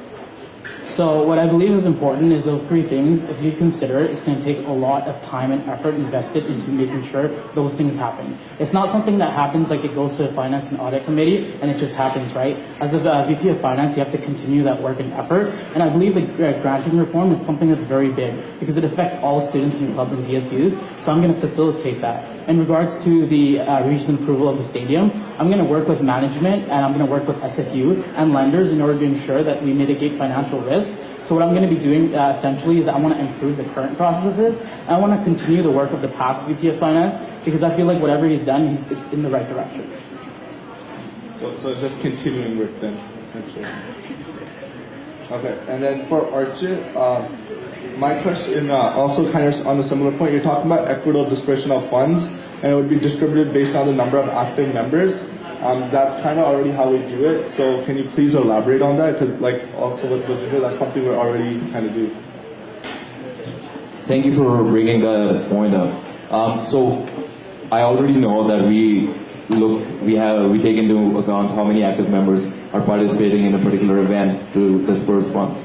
But it goes beyond that in the sense that I want bigger clubs who have bigger events to generate some sort of revenue which they can contribute towards their own capital. So over a period of time, clubs which are doing well have lesser need of funds from the SFSS, and on the other hand, we can put that money to newer clubs and newer DSUs and FSUs who need more support to gather that capital.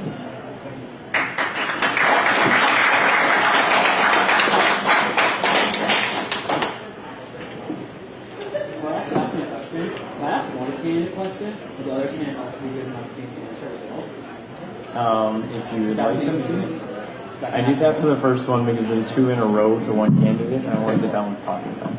So you can choose who you'd like to direct your questions to. Sorry, I have a bunch of questions, and I only got one, so trying to choose the best one. Okay, this is going to be a question for both candidates.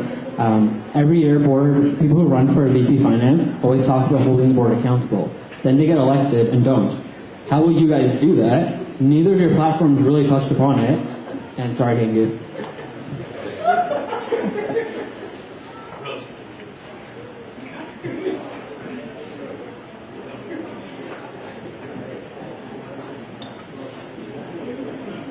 Would one of you like to start? Yeah, sure. So that's a very good question. Accountability is something very important. For my second point on my platform, I have something that I say increase transparency.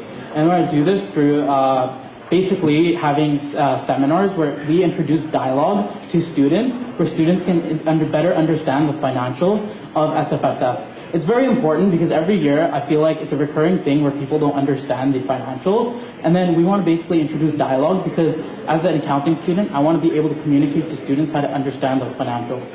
So in that sense, accountability, students themselves will be able to hold board members accountable for what is done. Second of all, SFSS has recently introduced a board stipend policy, which will basically penalize members for not attending meetings and will hold them accountable. For in that sense, there's a board stipend policy, and also we will be holding those seminars to basically introduce dialogue so that students can hold us accountable. Last but not least, it's my responsibility to hold That's time. Sorry. Okay. Can I just follow up to that? Because accountability and transparency aren't the same thing. You say that you're going to inform students by having sessions. We tried that this year, no one showed up. So is there something else you might want to do to increase accountability? And yeah, it's not the same as transparency. Thanks. Yeah, so what I was going to say is that there's the board stipend policy, and those three things we're going to build on that. And then the third thing that I was going to talk about was that to increase accountability, what basically we're going to do is, honestly, I'm sorry, it slipped my mind. But yeah, the board stipend policy is something we're going to rely on. Seminars, we're going to try to get increased number of students out because it's important. Simon Fraser Student Society is for you guys, so it's important for you to hold us accountable for what we do because in the end of the day, you are stakeholders. Thank you. Thank you for the question, what I want to propose is, especially because if the bylaw passes, we will be moving faculty representatives down to the council, right? And I've always felt that the role of the council with the board has always been underplayed over the past years.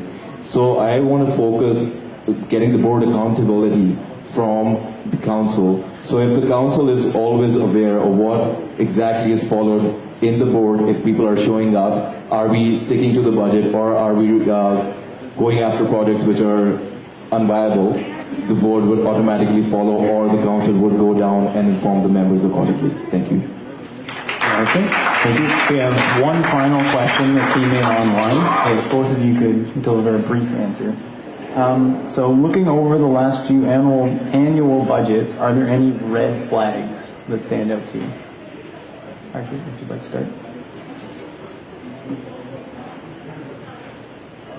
So this year's budget has actually been very good compared to last year's budget, at least according to me. I was looking at one of the major factors we always have is what amount of surplus do we have and what amount of the money is going to club activities and faculty student unions.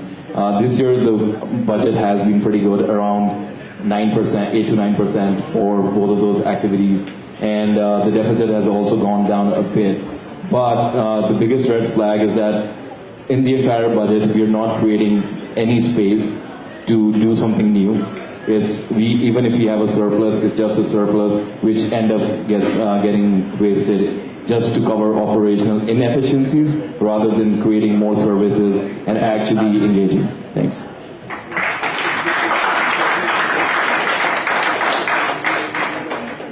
Yeah, so me personally, I haven't seen any red flags myself for now.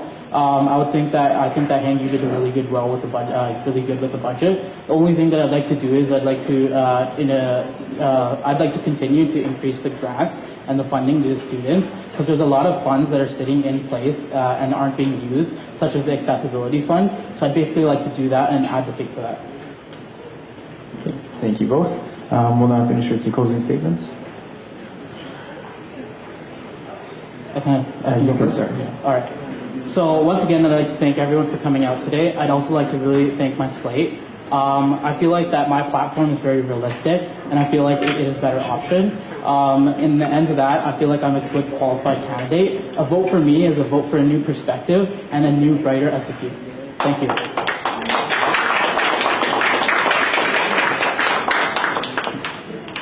I would like to thank all of you for attending today's debate. Also to my fellow candidate, it has been an honor. Allow me to end by quoting Mr. Victor Hugo. The human soul has still greater need of the ideal than of the real. It is by the real that we exist. It is by the ideal that we live. Vote Bansal for finance because I am ideal. Thank you both. Thank you to our candidates for VP Finance. I just have an announcement for everyone because there were quite a few questions in that period. We have this space booked until 3:30, although the debate is scheduled to end around 2:30, 2:40. So there will be time for additional questions afterward if you have them and the candidates are still around.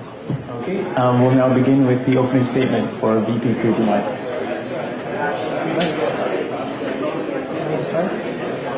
Hi everyone. My name is Khehra. I'm running for the VP Student Life position.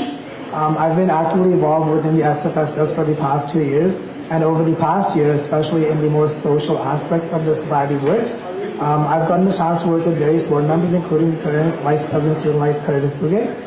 It's because of these experiences I believe that I have this good grasp of what the SFSS does, how it operates, how this position operates, and how I can work towards improving the social atmosphere at SFU. If elected, I would like to host more events on all campuses, provide streamlined communication with all student groups, host greater number of diverse events, and establish more student volunteer opportunities. Thank you. Thank you. We'll move into the question period, and I will begin it. If you would like to pose a question to the candidate, please stand up at the mic. So the fall concert seems to be getting more and more expensive every year. Is this event financially sustainable? Thank you for the question. The fall concert itself, I believe, is sustainable.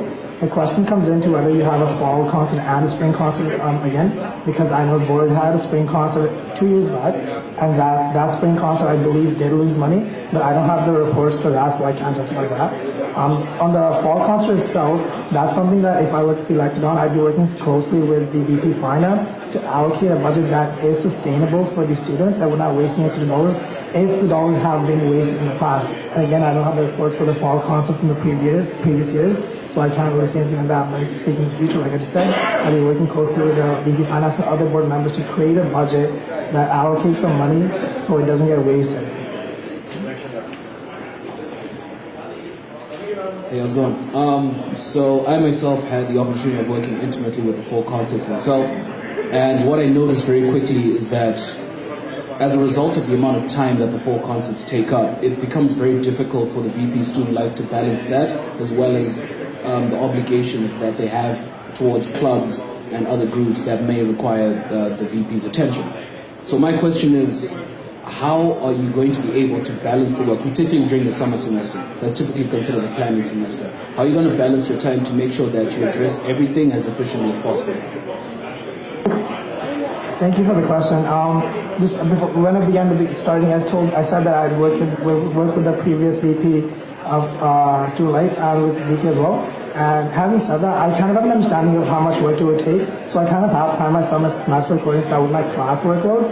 And then having said that, fall concert, I feel like one thing that I would take into consideration is definitely starting all the steps a lot sooner, so then I have the entire summer to work and not at a small amount of time, so that nothing gets piled up, so that I can still fulfill my duties as reporting to the student. But I think one of the biggest things that come into my role is delegating the work as well, because I would have the events committee and dedicated individuals that would take on certain roles. Not all the roles such as volunteer coordinator and stuff like that would be all on me. Hey, so there's been a lot of talk at this debate about the financials of the pub, but there's also just a statement that the pub sucks. Events aren't promoted outside of the Thursday events, they're understaffed, the specials are bad, there's no happy hour specials. How do you, in your role of student life, give students a better life by making the pub better? I'm sorry, can you repeat the last part of the question? Sure, as in your role as VP Student Life, how would you go about making the pub better for students to be at? Okay. This is about fixing the financials, but like, how do you, as a position, both as VP Student Life and as someone on the board which runs the Highland Pub, make it a place that students actually want to go to? Right. One of the things that I could do as a VP Student Life is definitely host more events, and not only more events, more diverse events at the Highland Pub. But having said that, a lot of the events that we host also are through other student groups, and one of my key responsibilities will be to support these other student groups and encourage them to host events that the board could help. And then there's a lot of talk about the external organization as well, because they don't get funding, so sometimes they tend to go away from the pub and have them somewhere else. That could be something the future board looks into, and I know the Finance Committee, not the Finance Audit Committee, is currently working on making a platform for external groups, so that's something that would attract them as well. And then for the pub itself, you're talking about the pub sex and the special and stuff like that, that's something that maybe we could look into the pub. I haven't done that, I'll be honest, I haven't really talked about the food special with them. Maybe if the students are concerned about it, I can definitely talk about the special with them. Okay. Here's another question. So there are 4 pillars as part of improving the undergrad experience. Do you think that the VP Student Life portfolio focuses too much on social activities when the other 3 pillars also affect student life? Okay, sweet. Thank you. The previous VP Student Lives, I feel like they have focused on all 4 pillars. Student life is definitely one of the bigger pillars that the VP Student Life focuses on. But having said that, the student life, I don't think it necessarily only means parties and social life. The social life of students is a lot more broader than that, and that includes health and well-being, social, academic, and the financial well-being of students. So I feel like the VP Student Life has to take all of that into factor when they are planning for events and planning on increasing the positive social atmosphere at SU, and that's something that I will definitely be working on. This one comes to us from Twitter. How will you ensure events are physically accessible for all students and attendees? physically. Can you kind of elaborate on that, if that's possible? How will you ensure events are physically accessible so they can be reached by everyone, no matter their disabilities, for all students and attendees? Right. So the pub itself has an elevator, so that's one thing right there. And then if we're speaking on campuses itself, we are hosting a lot of events on other campuses in Burnaby itself. If we host a lot of events on Burnaby, for the larger scale events, for example, the fall kickoff, we do have services after where we talk to taxi companies. So there are a greater amount of taxi companies that are in the vicinity, so a lot of students can access it that way. On the pub itself, I don't really know how much access I would have to changing the platform to make it physically more accessible. We have an elevator. Yeah, other than that, that's all I can really answer about that question. Okay. I'm just going to make an announcement here. We encourage that all the questions are new and don't touch on topics we've discussed already. So if it's similar to one that's been presented already, please just maybe save it for after. Otherwise, can you guys make these ones quick? Sure. I'll make my question quick. What is an example of an event that you have previously planned and you are really proud of? Sweet, thank you. So 2 years ago, I started, me and a couple of my peers, we started a club through the SFSS called the Student Philanthropy Initiative. And this year, when I was a new member at the Events Promotion Committee at the same time, we planned a pub night through that event called Club Paradise. A lot of board members helped out with that, which I was very grateful for. That was actually the first pub night that I had planned, and that was before I had Events and Promotions Committee experience. So I feel like going from a student perspective, not really a society's perspective on planning an event, and going through all the process of granting, getting the students out there, I feel like that was super beneficial for me and my team as well. And then moving forward to the next month I did with the Events and Promotion Committee, those experiences helped me a lot in planning the next 10 months. Thank you. Next question. Hey, so given the most likely scenario where you do win, you're given a unique opportunity given that the slated date for the opening of the Student Union building is in fall 2017, unless that's been changed. 18? It's been pushed 18? So, okay, I just checked the site and it's got that on there, so it's updated. So the purpose of the question is still the same. Given that the sub is opening, what as VP Student Life are you looking forward to doing to really get students excited about that space and to show it as an opportunity to really enrich the student experience here at SFU? Sorry, can you repeat that please? With the sub opening up as VP Student Life, what are you excited about with that space and what it can do to the experiences and the opportunities it's going to give for students to increase their overall experience here at SFU, at least Burnaby? Great, thank you. Definitely with opening the new building right over here, one thing is it's a brand new building, it's a lot larger than the building that we currently have, so all the SFSS will move towards the side. For the students themselves, it will offer them a lot more space for departments, faculties, and for club spaces if they need to book rooms, if they need to host certain events. It'll offer a lot of spaces. And from the student life perspective, one thing that I would do to get the students more involved and engaged is get them more involved and engaged, going out and letting them know what's happening. I feel like education is one of the first steps we have to do, and I feel like the board this year has done a tremendous job of that, hosting the surveys and then responding back to surveys. So I feel like before the building opened, we would ask the students what they would like to see specifically, other than just like these buildings happening, the rooms are there, what they would like to see and how they would like to go about hosting their events with that, and then responding back adequately as a board. Thank you. Last question. So first of all, I looked at your platform, great. I think it's actually the best of the executives. My question for you is, in your time on working with council and other things that you've done, how will you use your experiences to be the VP Student Life? Thank you. So working with council and then being a council liaison for board, I feel like one of the advantages I would have if I were to win would be defeating that learning curve of being the new student life. I feel like I already have learned a lot of society structures and how board meetings work and how council works, and one of my priorities would be a liaison to council and other departments, student unions. So I feel like I already do that a bit more of a micro level. If I were to be on the board, I would do that at a macro level, and that would help me defeat the learning curve and just engage with all the students. Thank you. Thank you. And if you'd like to deliver your closing statement. Sweet. Thank you so much for coming out. I really appreciate the question. It was awesome seeing all that. I've already spoke a lot about myself, so I'm just going to touch a little bit upon my team. All the individuals in this team were not just selected on a whim. We're all dedicated and experienced and educated individuals. So I encourage everyone and I advocate for you to vote for them. But having said that, one thing that I definitely wish is that everyone make an informed decision and tell your friends to make an informed decision and just increase voter turnout. That'd be really grateful. Thank you so much. Hello everyone, my name is Dhesa and I'm running for the opportunity to serve you all as your next VP Student Services, along with a team called Brighter SFU filled with very talented and skilled individuals. Over the past year, I had the experience of serving as your science representative and got to work on both board initiatives as well as faculty initiatives. If elected, I plan to lead the UPass contract negotiations, lead the health and dental plan request for a proposal, and increase efficiency and quality of our services. Thank you. Do we have any questions for the candidate? Okay. You can start if you'd like. Okay, so this one comes from Twitter. You're on the Board of Governors, which approves the collection of SFSS membership fees. You, as the SFSS Student Services VP, can be seen as a conflict of interest. What are your thoughts on this? So if ever there were a conflict of interest on either board, I would respect board protocols and declare that conflict of interest and abstain from that discussion. But with that said, the Board of Governors operates the business aspect of the university, and many of the SFSS decisions don't ever reach the Board of Governors, with the exception of large projects such as Build SFU.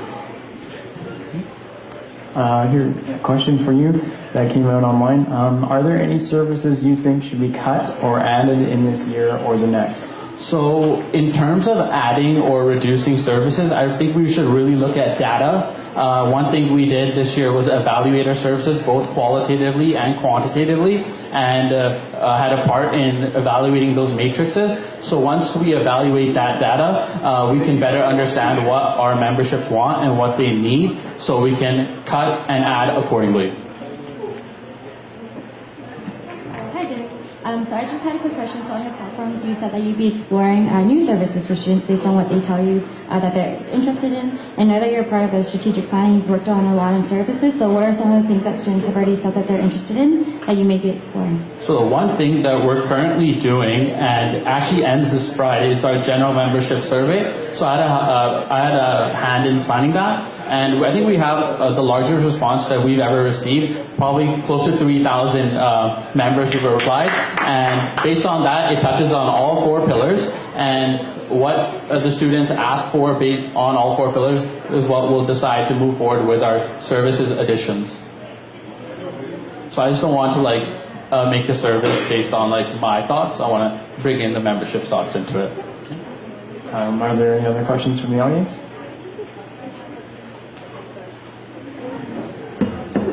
So last year you ran on a slate called Bridge the Gap. This year you're talking about expanding services to Surrey and Vancouver. What have you done in the last year to achieve that goal? So one thing that I'm doing with the Faculty of Science is trying to bring a student union or some representation on the Surrey campus, because we have a huge year one program. So we're currently in discussions to have that happen for the fall semester. So just increasing that dialogue. And in terms of expanding services, like I said, I want to focus on data. This year we spent a lot of time focusing on looking at activity full-time equivalencies on all campuses. So based on that, we can accurately proportionalize our funds.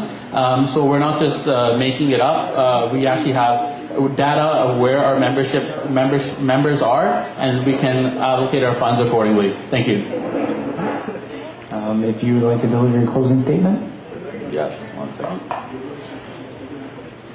Once again, thank you all for coming out to today's debate. I encourage everyone to take out the time to read everyone's platforms.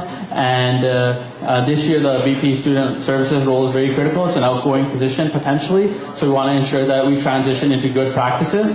And also take the time out to read the platforms of my team, Brighter SFU, and also vote for yes for both of the referendums. Thank you very much.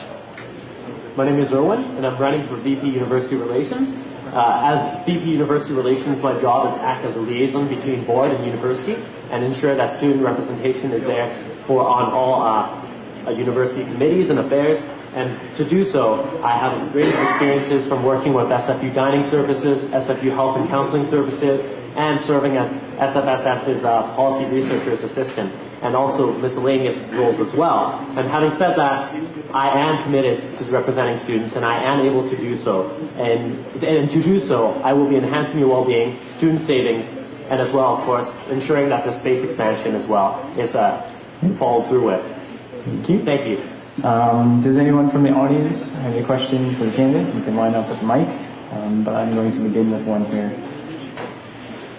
What does the university relations position do that doesn't involve the president or any other VPs?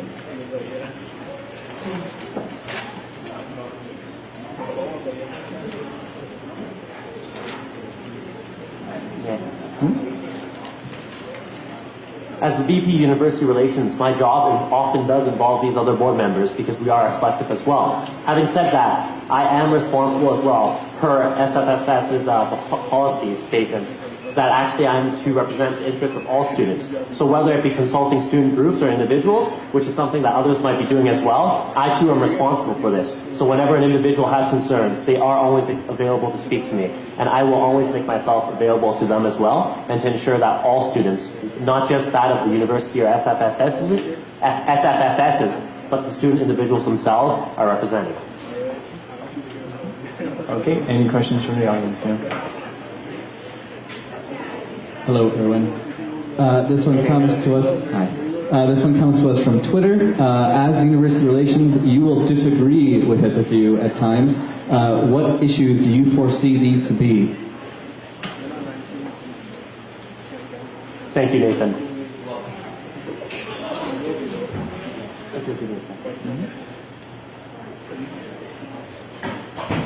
One of the issues that we as advocacy committee, which I sit on already, is, for example, experiencing right now, is the tank farm safety issue. We've been pushing for an immediate response from Kinder Morgan to hasten safety plans. However, SFU seems to be taking a slightly different stance with regards to this. And although they have voiced their opposition, I feel that there may be some difficulty in getting them to officially adopt a stance as well, to get them to get Kinder Morgan to hasten their safety plans as well. That, for instance, and as well as our open textbook campaign. That's going to be a bit difficult as well because it does generate revenue for SFU ancillary services. Any other questions for the candidate?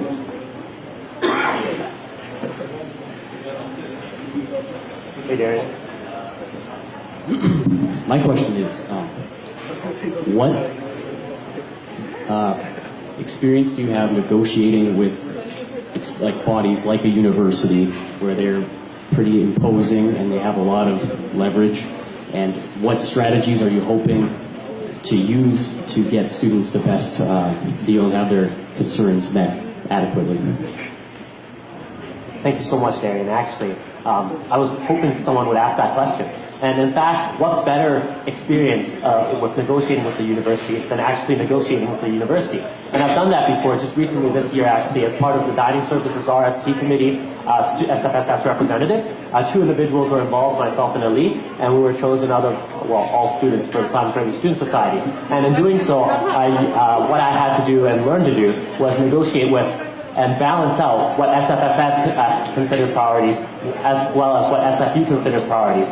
And doing so requires a fine balance in developing rapport and also just actually being genuine, sharing my thoughts and telling them what students want and understanding what they want as well, empathy.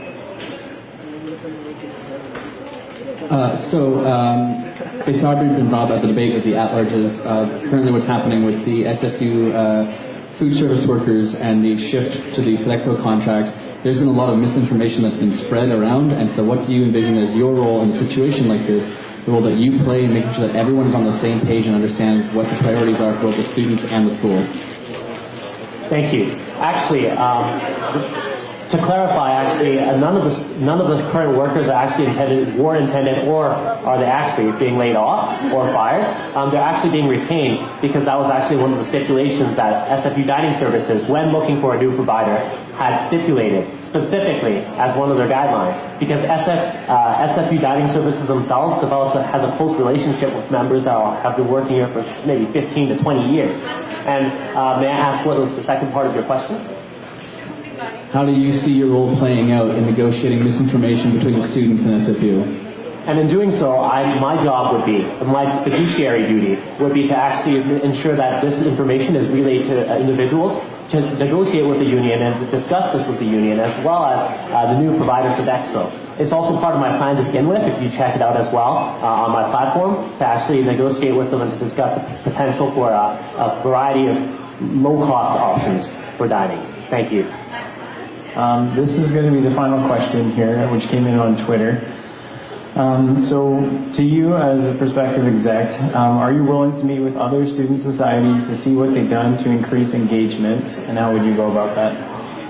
Actually, thank you very much for that question. And I'm a bit surprised, though, because I thought it was actually in my duty already to go about and reach out to other unions and student societies. Because after all, we're trying to attempt to learn from best practices. And to do so, we have to go around to different universities. And I've actually contacted different universities myself personally as the policy research assistant. I've contacted all universities in BC and that in Alberta, select ones, regarding the governance model changes, which I directly took a part of in. Thank you. Okay, so this will be the actual last question for this section. Nope. One. We're on a strict schedule. The space is booked until 3:30, so you can ask the questions afterwards. Okay, I gotta run to class in like 5 minutes. Yeah, you can ask this one now. Okay. So last year you weren't on a slate, and you were kind of upset about that. This year you're on a slate. Can you talk about how that affects the democratic process and how you see that going forward, given the fact that there's barely anybody running the executive positions? Absolutely. So I think last year, actually, I wasn't on the slate. And I think there's been some miscommunication. It's the fact that from what I understood, that being on a slate itself is something that a lot of, even currently right now, as the system allows. And also when you look into the governance models, that's what really everything is. Liberals, conservatives, NDPs, that's all a slate. And right now what I'm trying to do is I form a slate with individuals who share similar mindset. And with these individuals, we plan on working together in a way that wasn't possible for me in the previous year. This year there's a team of like-minded individuals unlike last year, which allows me to work in a team. Thank you. And you can deliver your closing statement. Regardless of me being in a slate or not, honestly, I tell you all to look at this objectively. I implore you all to actually look at these candidates' platforms, read them all, and of course, I have a bias. I say vote Brighter SFU. But regardless, ignore that and look genuinely at everyone's platforms and choose who you think is the best candidate. Vote yes or no. I'm not the one to tell you. Thank you. Okay, if you'd like to begin with your opening statement. Hello everyone, my name is Hangue Kim. I'm running for the SFSS president position. I'm the current vice president of finance and previously served as a business faculty representative. I've been on the board for the past 2 years and I've been a part of the student society for the past 3.5. I do have the experience and the knowledge of the student society to take on this position, and I look forward to the monologue interview. Thank you. You can begin. My question for you, Hangue, is that as president, when you are elected, you'll have to work with the Build SFU project quite a bit. With us just approving a $10 million stadium, where will the funds come for couches in the new student union building? Thank you for the question, Art. So that's something we're going to be looking into in the next year. We're doing a lot of research in terms of transitioning into the new building. We're going to consult with students and look for what students really want to see in the building. So whether it is the couches, the gaming rooms, the napping rooms, whatever the students want, we're going to look into. So my question to you is, and I guess you can pick either of your predecessors given the last term, but can you identify one key problem you had with either of the previous presidents and what you would do differently since you had to work with them on the board and maybe there was a disagreement, and can you just elaborate on a situation like that? So the past two presidents, I think they both did a great job in terms of just keeping the society together. They're both very positive individuals, and they are considered my friends. In the past year, I think one of the disagreements happens a lot in camera, like in terms of discussions with like contracts. It's little things that we hash out together, but overall, I think I've maintained very positive relationships with them, and I think they've done a great job. Usually when there's only one candidate, they're usually held accountable for being the only candidate, even though it's a society issue. So after your term as president, will there be more candidates? What will you do throughout your term to make sure there's more candidates running in elections and more competitive elections? I think my main goal is to just inspire other students to run in the elections. Even if you look at the students running in this election, the business faculty representative as well as the VP finance representatives have one of the highest number of candidates running. A lot of them I've worked with in the past and they've got inspired to get involved with the student society. So I'm hoping for this following year that I'm able to do that as well and hopefully have more potential candidates for the president position. May I? How does your platform line up, or what are the most important values of the strategic plan that you want to embrace? I think the biggest thing about the strategic plan that I want to embrace is just engagement with students. I know it's a fluffy term that gets overused, but I think that is one of the most important things that we can do as a board of directors. We have a lot of great individuals running in this election, and a lot of them have already been engaged in the community, and I think just building on top of the previous work that we've done in previous years can lead to more positive and brighter SFU. So, as president, you will be given the opportunity to speak with Petter, and I'm wondering what, if, as well, in a more formal setting, obviously, what issues are you looking forward to bringing up with him one-on-one, and do you think he will be willing to work with you on them? I do think he'd be willing to work with us. I think it's going to be really based on, again, the quantitative data from the general membership survey. I think this past year there was a great deal of work that was put into that survey, and we want to hear from students and see what their issues are, and we're going to prioritize our board to make sure that our interests and our voice is going to be representative of that. So just to clarify then, you're saying that whatever that survey says will be the issues you champion to Petter, and that will be your platform? It'll be one of the things we will consider. Thank you.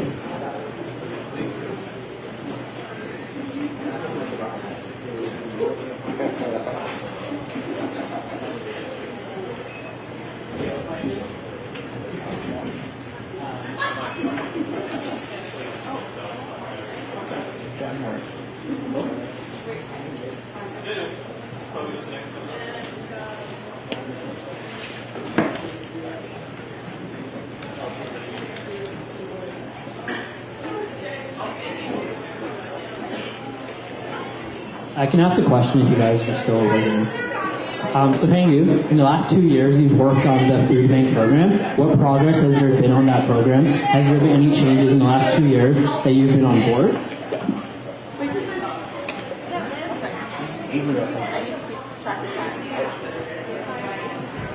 One second now. So in the past 2 years, I was able to be involved with the food bank program.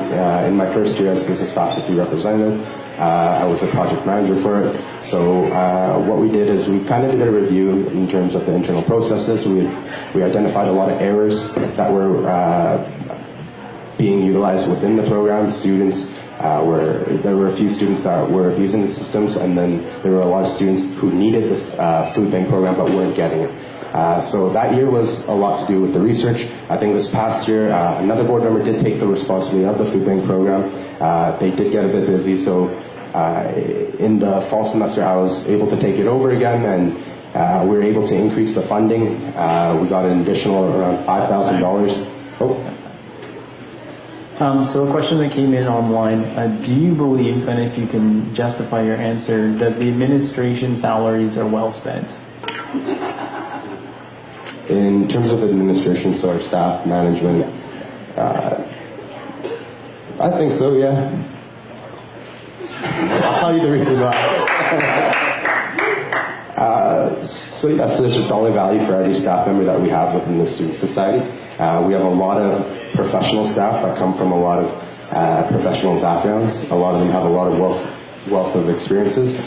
We represent and work for over 26,000 students here at SFU, and we need a strong team of management professionals as well as staff members to take care of that. So I do see the value in that. Are there any more questions? What would you do to combat the growing number of students who are disappointed with how they feel the reputation of the staff of the SFSS combat the actual student government? Thanks for the question, Nathan. Yeah, there has been some concerns that were raised up in the past year. I think a lot of the concerns were raised based on miscommunication as well.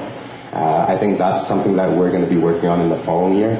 We're going to have a clear communications plans in terms of communicating with the students, what's going on with the student society, how the money and management team is spending the money, and making sure that our services are getting improved. As president, one of the functions you do have to do is to pay the VP Finance. The VP Finance pays the rest of the board, and you pay the VP Finance. If elected, whoever is elected VP Finance doesn't do the job of holding board members accountable, will you deduct their pay? Yes. So currently serving as the VP Finance, my responsibility was to pay all the other board members. We recently passed the board deduction policy that stipulates the minimum requirements of board members. So I think that's a good basis for the VP Finance to follow in the following year, and I think that same basis should be used for the VP Finance as well, and that's something that I'll push on. Touching on that, I know you just created the policy, but can you give an example of pre the policy when you actually had to enact some disciplinary measures on the board? So this recent year, there was a board member who submitted their work reports late, so a semesterly report, and we had to take away one of their paychecks. Are there any more questions?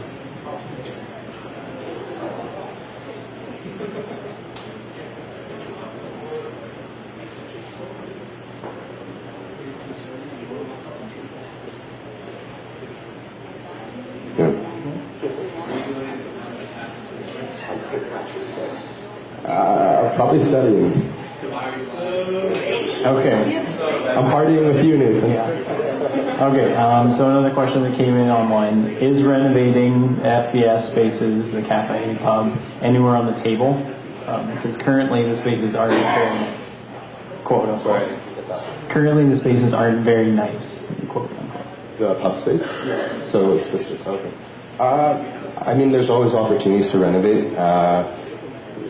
The pub is a big space. I personally think it is a nice space. We did renovations a few years ago. The patio is really nice if you go out there in the summer semester. But if that's something students want, we'll talk with them, we'll engage with them, and we'll come up with something.